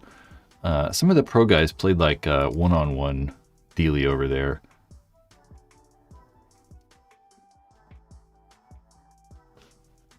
There's the Oliver talking about it. The World Cup. Jeff's been off the hook. Everybody's been having a great time. Have you seen it? Have you played it? You want to play it? You want to see it? Come check it out. 1 o'clock and 4 o'clock. There's 6 spots for the 1 o'clock, 10 spots for the 4 o'clock. We'll see you there. Sign up at the front of the booth. Come check it out. Come watch it. Come support. You're going to love it. Great stuff. So cool. Oliver's so cool. Oliver is cooler than everyone else. I don't know. Alex is pretty cool too. I'm looking for someone else. Fucking Nikki. Hey, this was awesome, dude. Seeing Nikki was so cool. I really like this. Come out. Check me out. His hair looks so cool too. Like Cuban sandwiches from the He looks Cuban. great. Let's I hope go. Nikki's well. Hormesis, baby. That was I need so a Cuban. cool. Sign me up. Give me 2. Hey, what's up? Great stuff. Yeah, just the Hormesis booth was cool. That's about it. That's all that was. I liked the Hormesis booth. I don't know. I was going to talk about thin frames. Thin frames can now be purchased for $65 at paintballretro.com or theproflexbuilder.com. Coming in 2 colors. You got the black, you got the white, and you got the clear. The clear looks really cool. There's some various other pictures. They're just clear frame, or the thin goggle frames. They're nothing like crazy. It's just kind of fun, more unique, interesting things.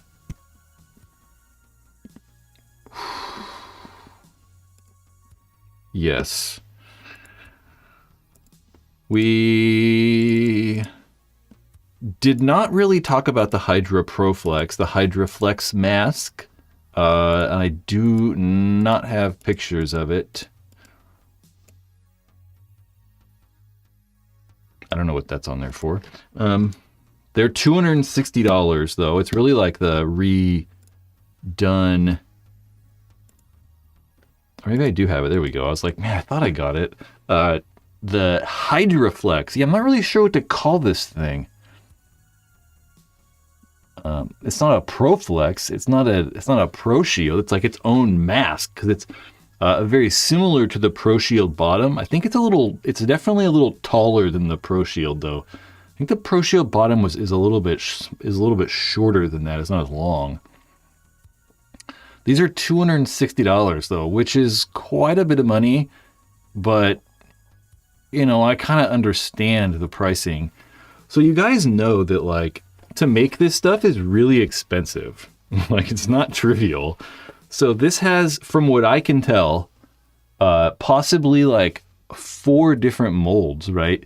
So you have to get the whole bottom made. The whole bottom is a different rubber mold. You have the goggle frame, which is a unique mold to this mask. And you have the ears, so you have both ears that are also different molds. So there's like 4 molds you have to make, and they're tens of thousands of dollars each. So it's not trivial, you know, it's tens of thousands of dollars just to have the molds made, you know. So if they're spending 30 grand just on molds, just to have the mold, you know, not to have it like designed or any of that stuff. I mean, that might include designing the mold, but there's so many other costs that come with that. So making these like custom plastic or rubber things is very expensive. That's one of the reasons we don't really kind of see it that often, because it is so expensive to make the mold. And what's kind of cool about these, that goggle frame is unique. So it does have a unique mold just for the goggle frame too. It's kind of hard to tell unless you're super familiar with these masks, which you probably all are. But right on the edge of the goggle frame, there's that little part that pokes off. You can see those kind of like indentation, maybe like vent holes they look like. So that just sticks out just a smidge further. There's some other masks that have like those little micro visors right there. It can do a couple things. They say it's for rain or whatever. One of the things it's also good at is just protecting the lens from getting scratched up or whatever. If you put the mask straight down, it kind of doesn't let the lens touch the surface. So they're expensive. They're cool though, and I like it. I mean, I've always said that I like this kind of like actual neat custom products, like neat things that aren't just red or whatever, or it's not just like we changed the color of it. They actually like made something unique. So I like it. I get it's expensive though, because it is expensive, you know. Statue of Liberty visor? Yeah, sure, okay. I can see that. I can see that. They also come with that like the like cover for the vents up top, which I don't really understand. I'm not really a fan of that, so.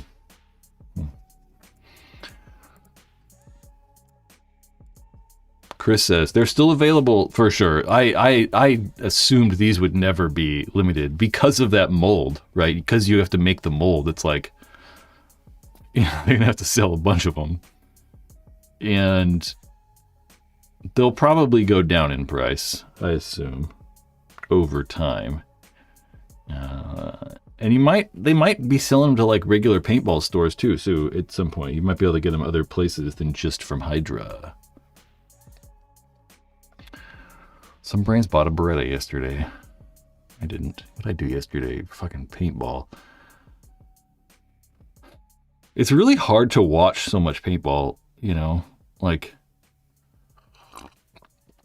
I mean, we got games Wednesday, Thursday, Friday, Saturday, and Sunday. It's like, god damn, dude. Like, I just feel like I'm worthless watching that much paintball. It's like, I can't sit around and like watch TV like that. It's like so much time. Like, it's just difficult to like actually do it. So I don't know who's actually watching all these games and stuff. It's like, I try, but I can't do it. It's like, fucking Christ. Can't like sit around. Eddie! I saw Eddie this weekend. I thought about you holding the clipboard, standing there. You might be able to answer our Edward is the assistant coach for Los Angeles. Is it Los Angeles Infamous? We were wondering collectively as a group, what's happening? I guess there's not as much what's happening with Infamous thing, because all these other teams, like, maybe what's happening, because, you know, Aftershock did poor. I would say all these teams did poor to their standards. I mean, Aftershock got 19th, or Aftermath got 19th overall, so that's poor by everyone's standards. Yes, sir. I'd love to be there. Los Angeles. Yeah, all these teams are kind of a question, maybe what's happening next year, you know? Obviously, I don't think that half of these teams will probably be playing pro still. Like, I can't imagine Aftershock, Infamous, and Dynasty not playing pro. But just continual poor showings. Yeah, it's hard. It's like, paintball's so weird. It's like, every single roster has really good players, you know? And it's like, I think that, I don't know. You know what I was thinking about the other day is like, I don't really have like a formulated like thought on this really. Just like, why are the Lakers, like the Lakers are always good. The Lakers are always good. And there's these certain sports teams that always tend to be good, right? Like the Lakers are always good. Weirdly, the Spurs always tend to be good. I don't know. Like a bunch of people, there's all their teams, you know, like there's teams in hockey that are always good. There's, you know, soccer teams that are always good. And I don't think it's just about like having the best players and stuff. It's like, there's something about those teams that like, they require you to be good, you know, like if you're on the Yankees, like you get drafted by the New York fucking Yankees and you're on the Yankees, like you better be good.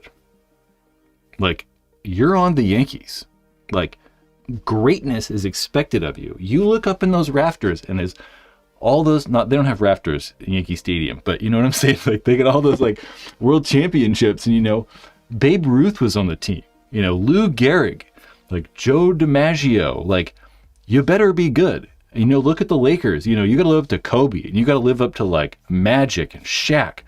They have like this, like, you have to be good.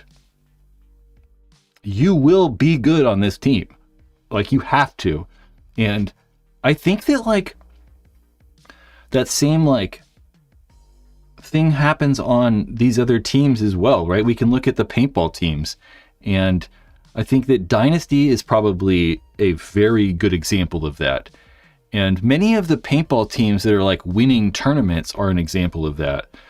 Dynasty are an example of that. I think that Damage are an example of that, like Heat and X Factor, and all those teams have like something else to them, right? Like it's whether it's like they're all like actually friends and like actually trying to like play for each other and win with each other, says a lot, right? Like you go to Dynasty and I damn well know that like Joe Barrett and Kyle Berry or whoever go to that team and they're like, I'm on Dynasty.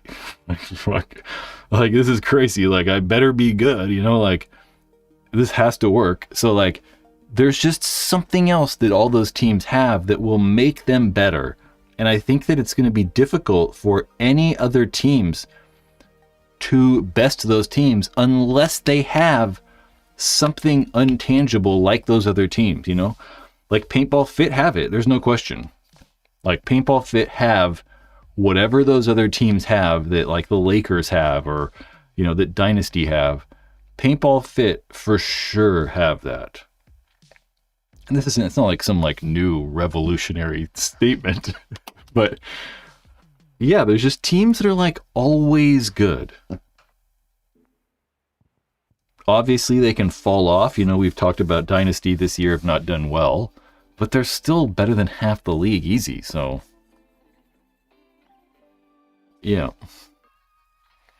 But I say Dynasty, and I don't think it's necessarily always Dynasty. Like, I think that there's other teams that, like, might not, like, have the cachet or whatever that Dynasty had. Like, you don't go to X Factor necessarily and have the same, like, feeling that you have when you're on Dynasty because, you know, it's fucking Dynasty. So, but I think that, like, X Factor's history and the like ownership and like the teamwork and like there's been guys on the team who've been on the team forever, you know, just like Houston Heat. I mean, half Houston Heat have never been, like, they played on Houston Heat for like 15 years. And I think that has a lot that says or has something to do with it, even though like some of those teams don't do as well as they should or whatever. Yeah. We have Dan Holiday says, shot theory. My prediction is that some of the better Heat players go to Shock. I see Connor and Hosky staying. Huh. Who knows? I don't even know. Ronnie Dizon. Ronnie played really well at the tournament. Ronnie probably played, I don't know, maybe one of the standout tournaments he's had, I want to say, or definitely one of the standout players for sure.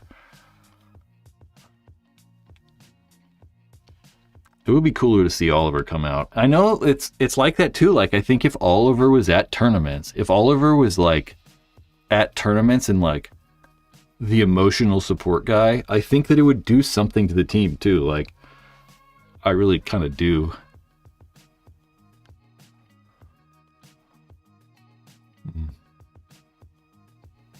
Richard, yeah, a lot of people said that Heat might be doing something or something. I don't know. But I know there's some people in this chat who know way more than everybody else. I don't have any idea. I kind of don't like to know in a way. It's kind of better not to know. I think that's like all my cool paintball stuff to talk about. Think about becoming a channel member? Oh, I hit the wrong button. Oh, nope, it still worked. Freaking members. We did some live streams this past week for channel members. Remember, you can get access to this freaking Tonton video.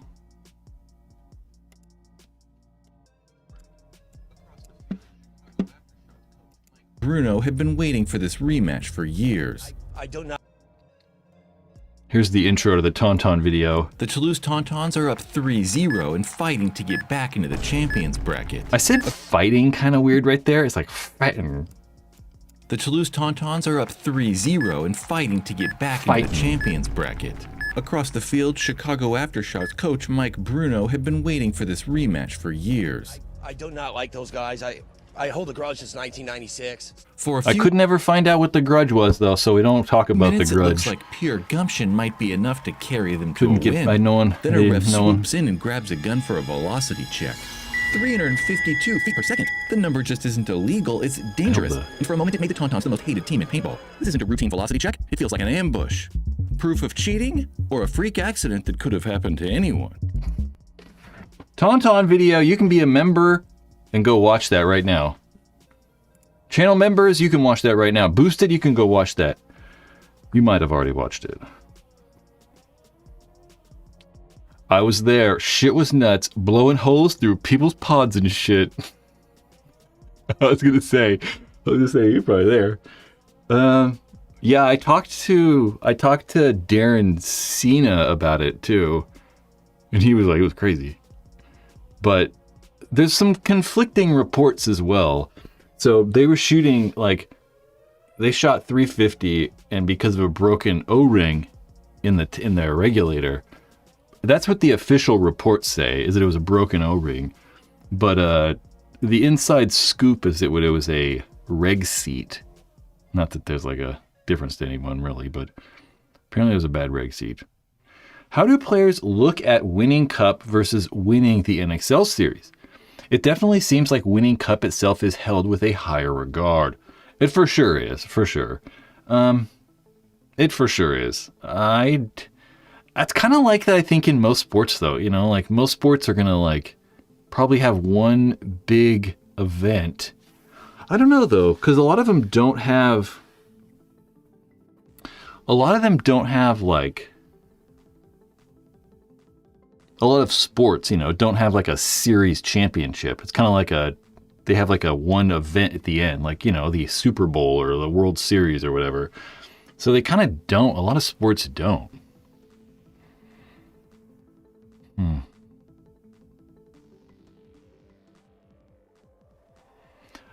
Yeah, Dan, it's kind of weird. They caught what? So they radared 5 guys and they caught 4. So Luik shot 352. I think Tavret. I think Colombo. I don't know. Whatever. They got caught 4 guys shooting hot. But what's crazy is they ran across the field and chronoed aftershock and caught 2 guys also. I don't know. It's weird. I lost my train of thought. I don't know what I was talking about. Yeah, there's not a lot of series championships. It's mostly like, the Super Bowl or whatever. And I think that's probably why. Just generally in our culture, it's kind of, there is typically a big end tournament or a big end event that chooses the main winner. So that's probably why. The only other sport that I can think of is like race cars, like racing, because they have big series championships with all the race car stuff, or like MotoGP.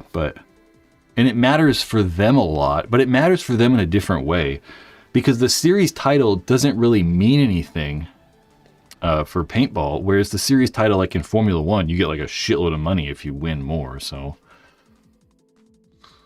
Yeah, shot guys were like 302, 304 and 305. It was like negligible. It wasn't really a big deal for sure. But technically, I think it was really the week. It was 352 and then like 317 was the other high one. So there was really only one gun. It was like nuts.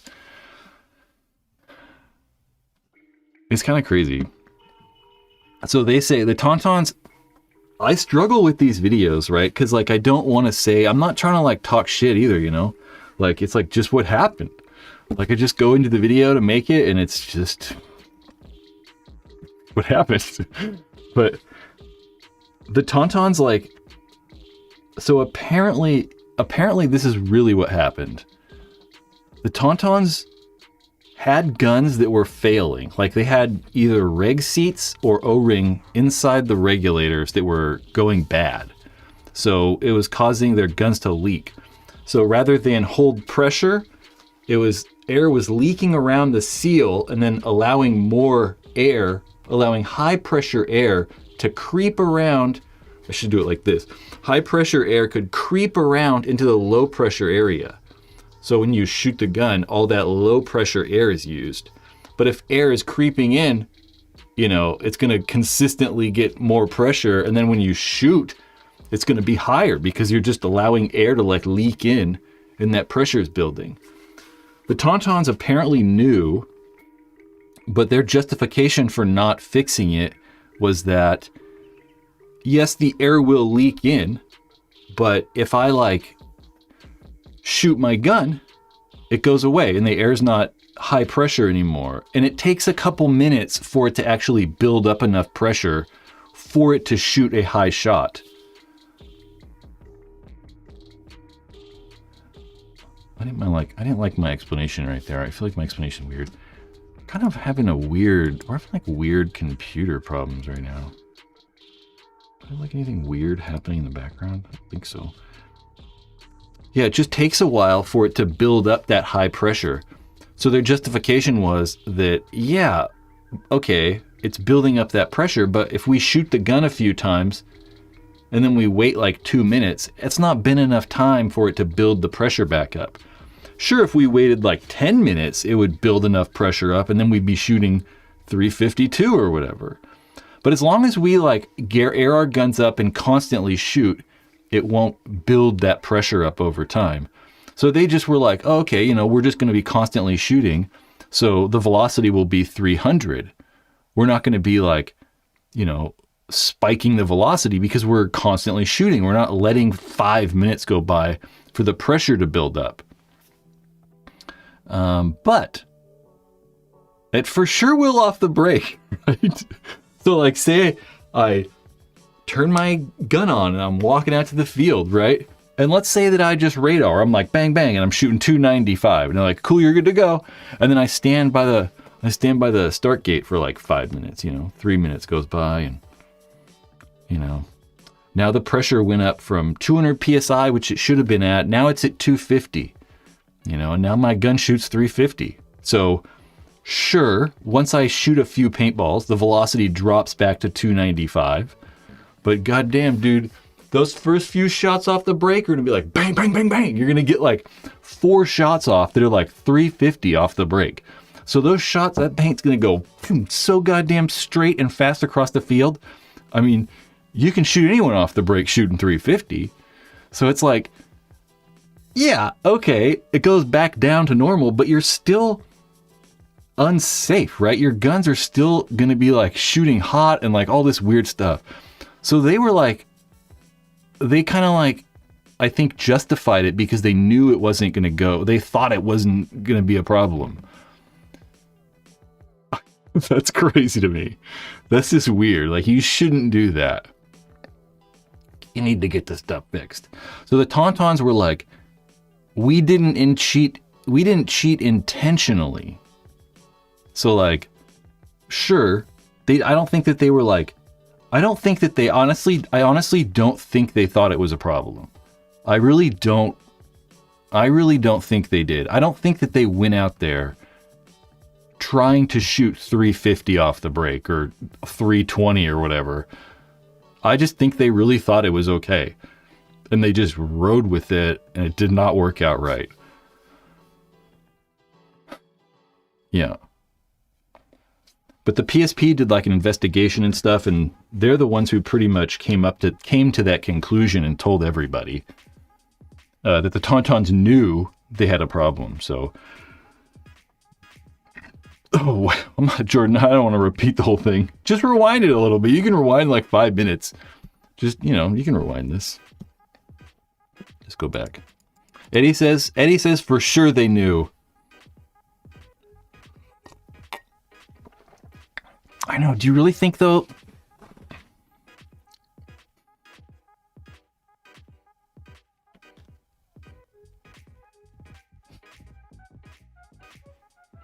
I know. I just don't.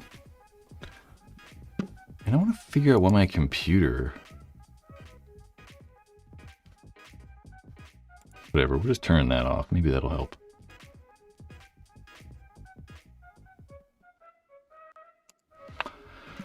Yeah, I don't know. Honestly, I don't know. But I just don't think they went and like. I just don't think they went out there and shot like. I don't know. I don't think they. I mean, maybe like. For sure, Eddie. No one else with die guns had that problem, and they had 4 out of 5 guns. At least they only had like 6 guys at the tournament though, so it's possible that like it was 5 out of 4 guns or something like that. Figure out why this computer is like freaking like Chrome is like rendering something or like going on here. I'm just gonna close it. Yeah, I guess that I was saying I want to believe that they didn't like intentionally go on the field and know their guns were going to shoot 300 or 330 or whatever, 320. Because one of the things that I kind of understand from them too is there were a couple things that took place. Like right when the ref came up behind them and took their guns, and they radared them right away. And they were all they had 4 guns that shot hot right away. So for sure, all 4 of those players had hot guns. But it was like, one was 323, 317, like 304. I have all the numbers. It's just deep in here. So there were like 2 of them that were high, and then they put the guns down, right? And then they went back and they came and radared them again, like 5 or 6 minutes later. So they'd been sitting there even longer now. So that's where that 350 came from, was when the guns had been sitting around even longer after the initial radar. But that still does, they're still shooting 320 though. So it's still like crazy. But I would like to think that like they like weren't shooting 330 on purpose, and they really think, or they really did think that like it was going to go back to normal. You know, I would like to think that. Whether that happened or not. Dan Holiday right here says, I was playing the other split deck that game and remember it all going down.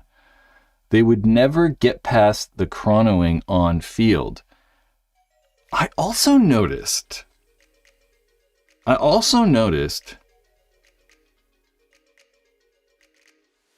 for sure.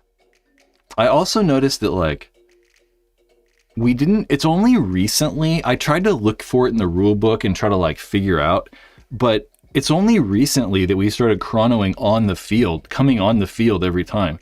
So previously it was just up to you, right? They didn't like, you go on the field if you want hot, you know, whatever. You can play with a hot gun if you want. You might get checked or not. You might get checked, you might not. So you'd walk on the field all the time without radaring. And they could come up and randomly check you, just like they do now, but they would just let people play with hot guns. They didn't like require checking before you went on the field. Because that's what I was curious about too. I was like, well, why aren't they like, you know, catching these guys beforehand? But if you watch back the like, whatever, match or whatever, they just don't ever fucking radar anyone. I mean, every once in a while I feel like they did it, but there's just constantly guys walking on the field without even checking. Which is kind of crazy to me too, though. You know, you think you should like, I don't know. You think you should like do that or whatever. You just check yourself? I don't know. Who knows? Yeah, I just don't want to believe that they did it on purpose or that they knew. But like Eddie was like, there's no way they didn't know. For sure. I hear you, dude. Because like, you know, like, dude, I'll pick a gun up that's shooting 300 and I'm like, this gun's shooting hot. I'm like, this is weird. Like, you know, it's shooting 305 and I'm like, what the fuck's going on with this? Like, it's weird. Like, I'm like, this isn't right.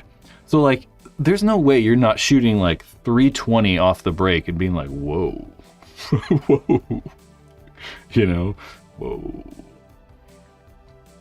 I don't know, was it 2014? I don't know. We can watch the tournament. I even thought about like pulling it up really fast.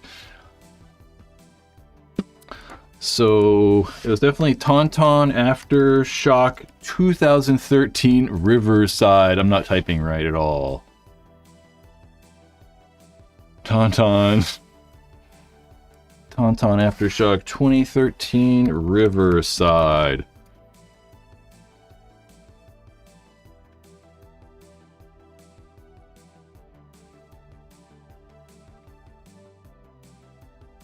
I don't even know what this is. Obviously, I saw this video.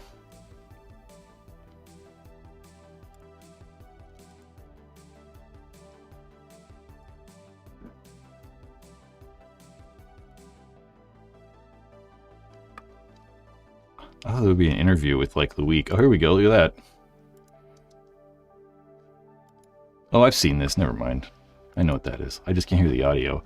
So here's like a whole like crazy, here's a whole interview with Fabrice where they talk about it. He talks about it and then he like goes back and actually watches like the game and he's like, see, this happened here and this is what this was. And so that's kind of insightful, but here's the actual match. Look at how long it is too. It's like they get caught right here. And then like, whew, he stopped. I really hated how like, it was super dramatic. It was so dramatic watching like, it was just so dramatic watching, I gotta turn that music, speakers That on. handheld thing that he's using is a chronograph. That handheld thing he's using is a chronograph. It was just so dramatic, him throwing the flags in the air. Guns are getting tested out right now. And it got to the point where there were just too many penalties. I think Axel, see Axel got in right there on the far left, in between the ref, like the far left Tonton player. Yeah, you can see my mouse. That's Axel. Axel was the only player without a hot gun. That's two. But yeah, he quit throwing the penalty flag because it was like there were too many penalties. It just kept being penalties. That's what that does is it measures the speed of your gun and Yeah, I don't know. I'm pretty sure that they never like required people radaring on. So like here's someone walking on, not radaring. I've seen this video so many times.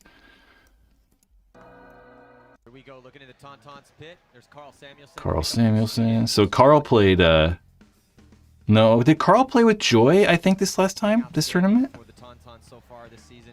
Monster gunfighter. Maybe 2014 they did start it. Maybe that's why. Because see, like, bloop, he just walked straight on. Kind of a little bit of a, they only brought 6 guys. Unless they make him radar right here by the start gate. But I don't think so. Might not be enough of a roster to get through the heat that you're going to have in, not Houston heat, but good to go. Physical heat of Riverside. But see, they just let you go for it. And it's like, it's your responsibility. It's your responsibility to, you know, radar or whatever. But maybe they did. Maybe it was 2014 they started.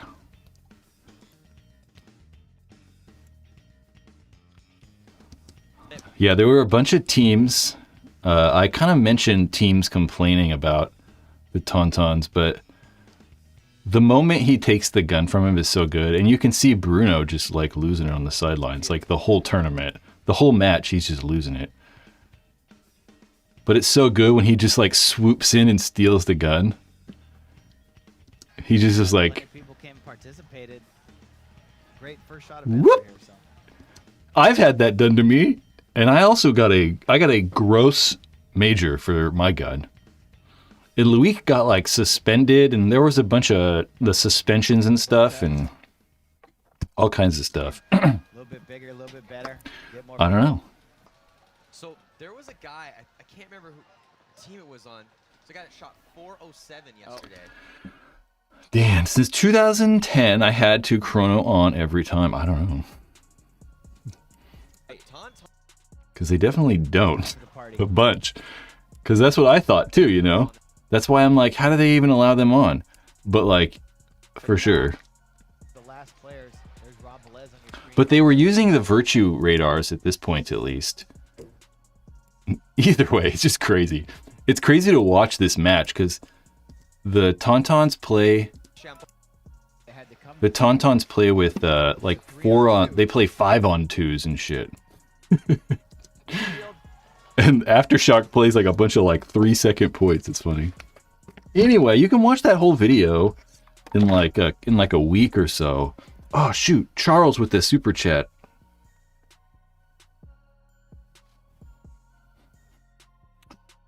Charles, you said that Planet Eclipse was coming out with a replacement for the 180R. I did, and I was totally wrong. Did you have any inside knowledge that made you think that? Yeah, for sure. I wouldn't have just made it up. For sure. I mean, I never... A couple things, right? Like, if companies... That's why I say I don't like to know stuff. Because, like, you know, sometimes, like, I don't know, people will tell me something's actually happening, and then I'm like, well, now I don't want to talk about it because, like, you told me, and, like, I don't want you to get in trouble, and, like, whatever. So, if people actually tell me stuff, sometimes I won't say anything, just because, like, no one's really supposed to know, and then, like, people might get upset, and they're going to track it back to who came from, and that stuff's happened before. So a lot of the times I prefer not to really know, because then I can just say whatever the hell I want and just like guess and wing it and whatever. It doesn't really matter. But for sure, I wouldn't have just made it up. There were key things that I thought I still kind of think it's happening. So I don't know. Just because we didn't see it now doesn't mean you won't see it later. I don't know. Maybe it won't come out this year, maybe next year or something, but they're at least doing something. They're at least working on something. Yeah, you're not going to find me just like saying this is coming out. I don't think it is. I also probably didn't say they were coming out with it. I probably said maybe or possibly or...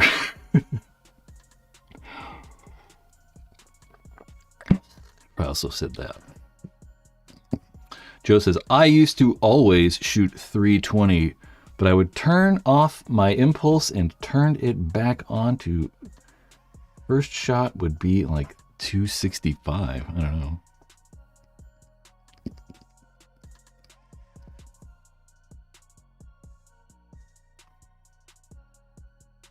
Oh, that's what that was. Some brains are like, Jesus, I wonder if those were random bounces off the cow. Yeah, it was I was wondering if you could bounce it off that cow. I don't think so. Hopefully people wouldn't get Chick-fil-A though. I kind of like to see those outside sponsors. At first I was like, holy shit, that thing's huge in the corner. But then it was like, I don't know. I kind of found it, I don't know, not distracting or whatever. It wasn't a big deal. I didn't want to like, this is probably not going to show very well, but you know, the World Cup, they do such a great job. I just kind of wish every tournament was more like World Cup, right? I don't know. I just feel like everything's great, but they do like such a good job at World Cup that I kind of wish that we'd feel like the tournaments were as cool and like a big deal as World Cup is. Because they just kind of like do a better job, you know? Just kind of like nice. Going to do something. Yeah. They said if you get anything to bounce off the cow, you would get a free food for the rest of the event. Yeah, I don't know if you could even do it though, because it's like behind the field. You'd have to get to like bling, and you'd have to get to like actually like go forward and like come back. Chris says the NXL announced their 2026 season. I know. When did they do that?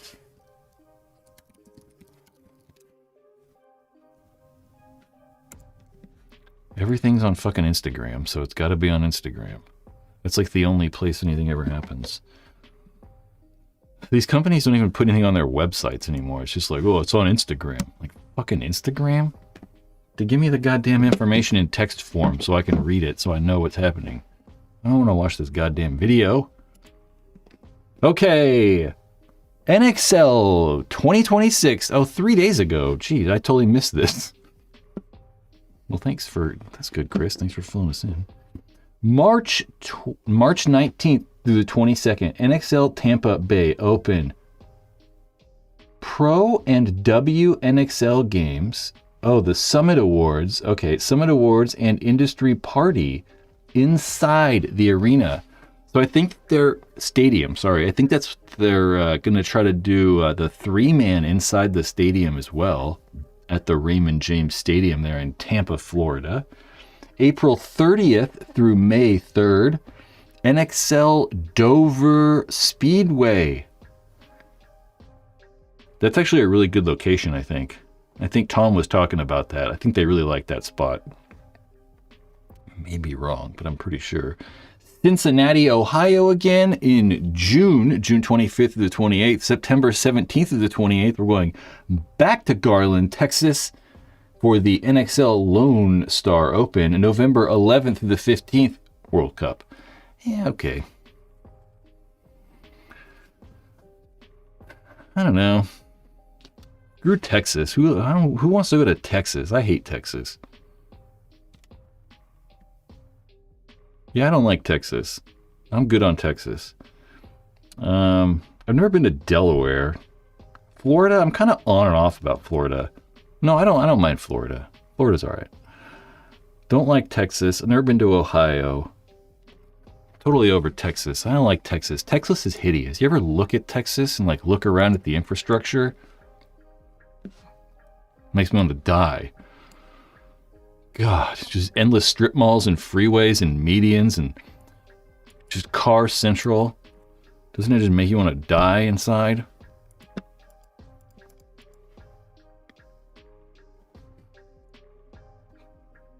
It's not all bad though. So Dan, I didn't understand that. So East versus West 3-man. I didn't really understand what was happening there. I was so confused by that. I didn't even know. Like, we were taught. I didn't even realize there were like different winners or whatever until today. And I was like, wait a minute. I was trying to like figure out the winners for the tournament. And you can see that the Pro 3v3 X-Ball in the middle top. I have damage and impact winning? I was so confused. I'm like, I guess? I mean, I know impact and X Factor played, and then I was skimming around really fast trying to figure out which damage match that was. Man, so much happened at this tournament. I also wanted to talk about like Marcelo. I also wanted to talk about I'm in Delaware. Remember that, dude? Oh, man. Okay, we're going to find something real fast. I just didn't know. Yeah, freaking 3v3 was so confusing to me. Wayne's World Delaware.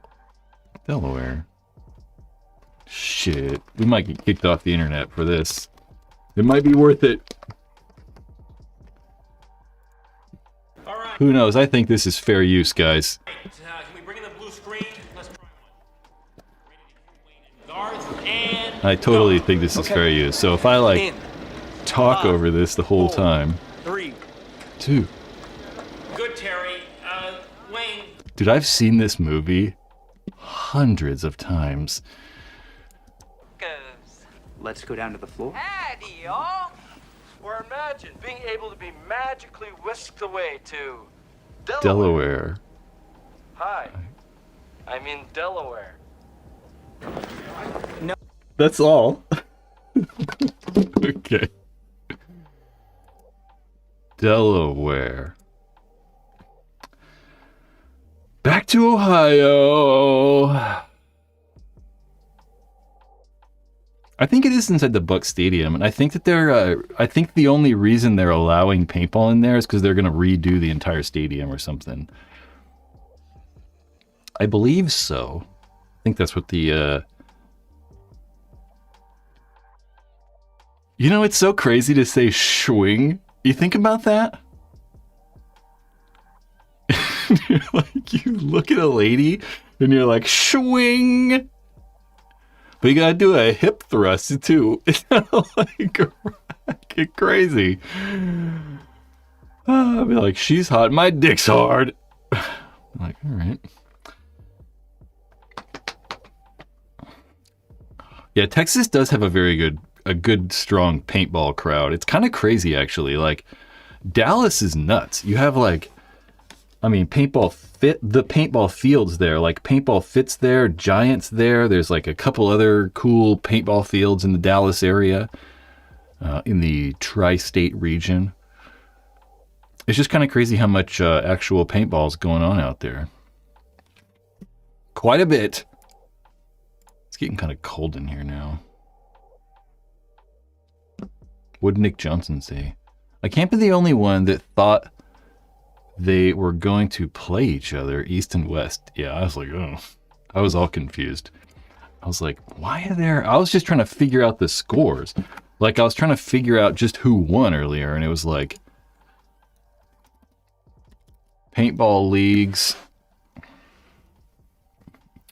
Yeah, I was just here, and I'm like, okay, here we are. Let's look at the scores. I think we're already at scores. Okay. So we go here. No. We go here. No.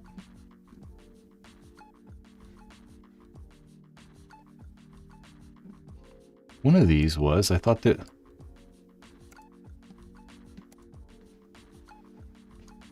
So this is what I'm talking about. Maybe that's where I was, and I was like trying to figure it out, and I'm like, how are there two teams? I was like looking at this and I'm like, what the fuck does that mean? Like you go to the finals and I was like, what? 2 winners? I was like all confused. I was like, how does that work? So yeah, we figured it out.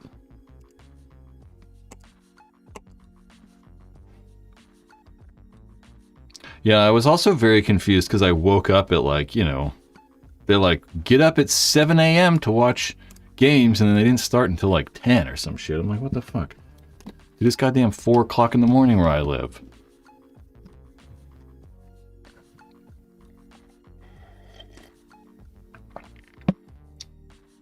Oh, jeez.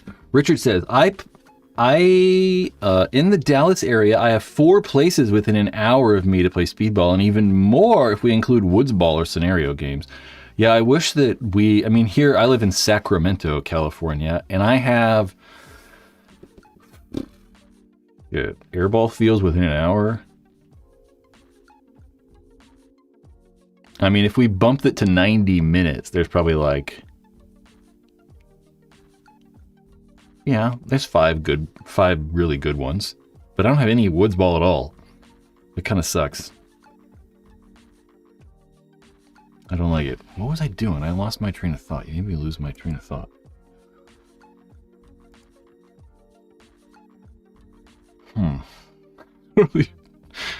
Totally forgot.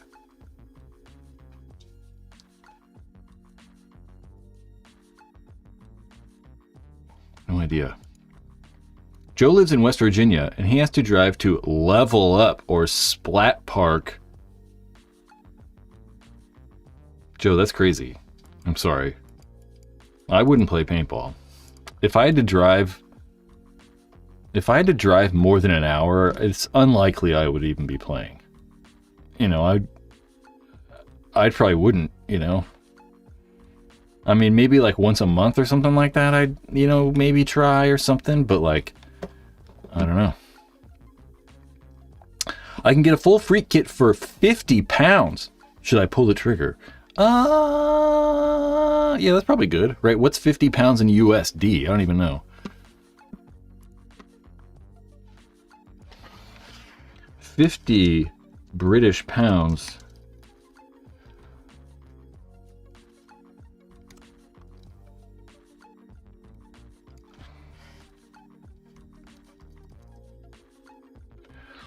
$65? Yeah, that's probably right? I assume. I don't even know if used stuff converts that way, though. But yeah, that's a good deal for sure. Mm-hmm.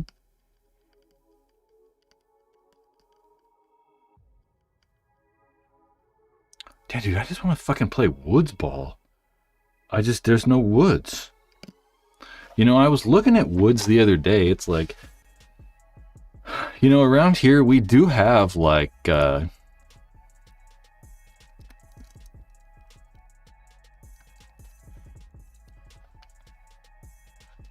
a lot of like, I don't want to do that. Just give me the full map. God damn it. Look at that cool castle. There are like actual woods. I mean, you know, you can see what we're dealing with here in California. I mean, those are some trees, I guess. Those are big trees, though. You know, it's not like a small tree. That's a big daddy right there. A little parallax. So there is some woods. I mean, if we get like out here, this is where I'd want to put a woods ball field. It'd be so cool out here. But this is where a lot of the woods ball fields used to be, like out in these areas. But yeah, there's just nothing around here anymore. Everything's been like purchased and stuff, or like people have like kicked people off the land and they've developed the land or something. Like Paintball Sam's used to be somewhere around here. I don't know. Woods ball.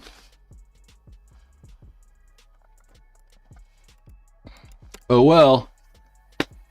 Not happening. Dude, I want to drive to I should drive to like something. I don't know.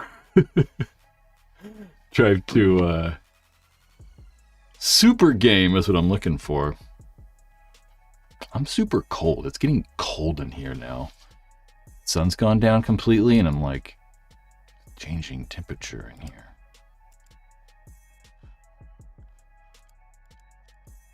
SC Village is far. It's like 7 hours away. It's like, it's hella far. Yeah, it's like 7 hours. I mean, you can almost drive to Oregon. I could like drive to Oregon. No, Oregon's like 9 or 10 hours away. Everything's so far. Like living in California, everything's so far. I literally live in the middle of nowhere. It's like San Francisco's like an hour and a half away. And then like the next city, the next big city with over like, you know, over 400,000 people is like 8-hour drive. Crazy. You guys on the East Coast, you're like, fuck, dude. It's crazy how like desolate it is. There's no one anywhere. Joel from Punisher's bought Splat Attack, so he's bringing Speedball. Did he really? I don't know him at all, but I watched some of their videos online, and they do a good job. I mean, he does a good job. He does a good job at like you're just talking and knows a lot about the stuff. He does a good job talking. Lively still alive. Jim Lively. I don't know. I don't know actually. That's a good question.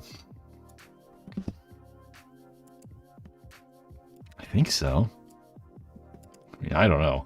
I wouldn't know. All right, guys. I'm gonna go make some nachos. I made some nachos last night. I made hamburgers the other night. We got a bunch of hamburger patties left, and I was like, what can I do with these? Making hamburgers. I made nachos. How are we gonna make nachos again? They're pretty good. But I just remembered that I did not buy aluminum foil, and I was gonna bake the nachos. What's going on, Nick? 4th place in what?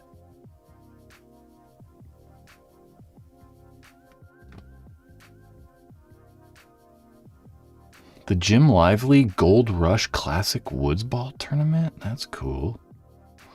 Some brains, it is raining.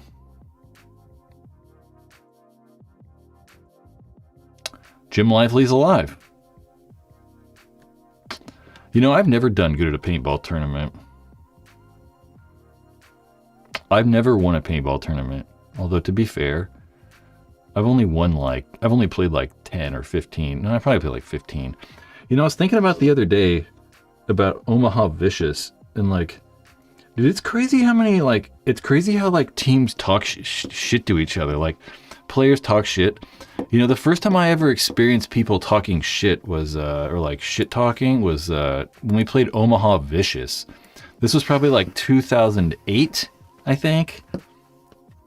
I think Division 2. And by this time, I probably played, I don't know, I probably played like 7 or 8 national tournaments, PSP. So we played like people from all over the US, really, you know, like all over the place. And I'd never experienced people talking shit ever playing paintball until that moment, until playing Vicious in LA at the Riverside Open. Oh, maybe it wasn't Riverside, I don't know. LA something. And I'd never experienced like people talking shit like that. They would like say something every time you walked by them. I don't remember exactly what. Nothing super crazy, just normal, like, you suck, and like, what are you guys doing here, and like, whatever, you know, normal shit talking stuff. It was just so crazy. It took me out of the game so much because like, I'd never experienced it before. It wasn't even like it offended me, or like, it wasn't, you know, it was just like, what? It just took me back so much. It was weird. Like, yeah, never ever happened to me before. So I see the pro guys doing it sometimes, and I'm like, I don't know. It's just interesting. I don't know. I was just thinking about that the other day. It really, really shocked me playing them. In that same game, Greg Pauly shot me so much that my head swelled up and was like, my head swelled up so much right here. It was on this side so much that it was like the back of my head was like swelling and touching the back side of my ear. It was crazy. They got a gross penalty for that. They got like a gross major for overshooting. That was a crazy tournament. Safeway always has ground beef sale. They have like a perpetual ground beef sale. They have their mega packs. You can get like the 6-pound mega pack. That's what I like to get at Safeway. Although I don't like Safeway either. Okay, gentlemen, I got to do one thing, then I'm actually leaving.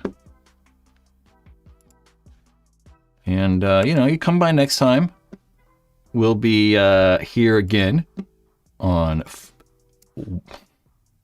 Monday at 4 p.m. Pacific Standard Time again. I don't know what we'll talk about. You know, one of the things that I wanted to try was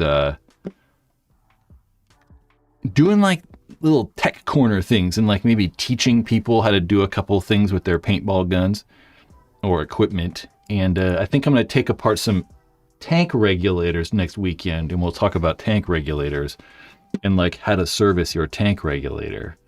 Because that's a lot of, you know, people don't service their tank regs, and you probably should. Or just buy a whole new reg, one of the two. So we'll probably do that next weekend. And maybe even watch more highlights. I mean, you know, Major League Paintball, they did give me all those highlights. So maybe we'll even watch some more highlights. To like organize them or something. Yep, okay. Gentlemen, thank you. Come by next time. Make sure to like the live stream before you leave. Maybe, you know, leave a comment somewhere. Maybe share a video on Facebook. Leave a comment on a video if you see them. Like the videos when you see them. It really helps. In the meantime, at ease. People.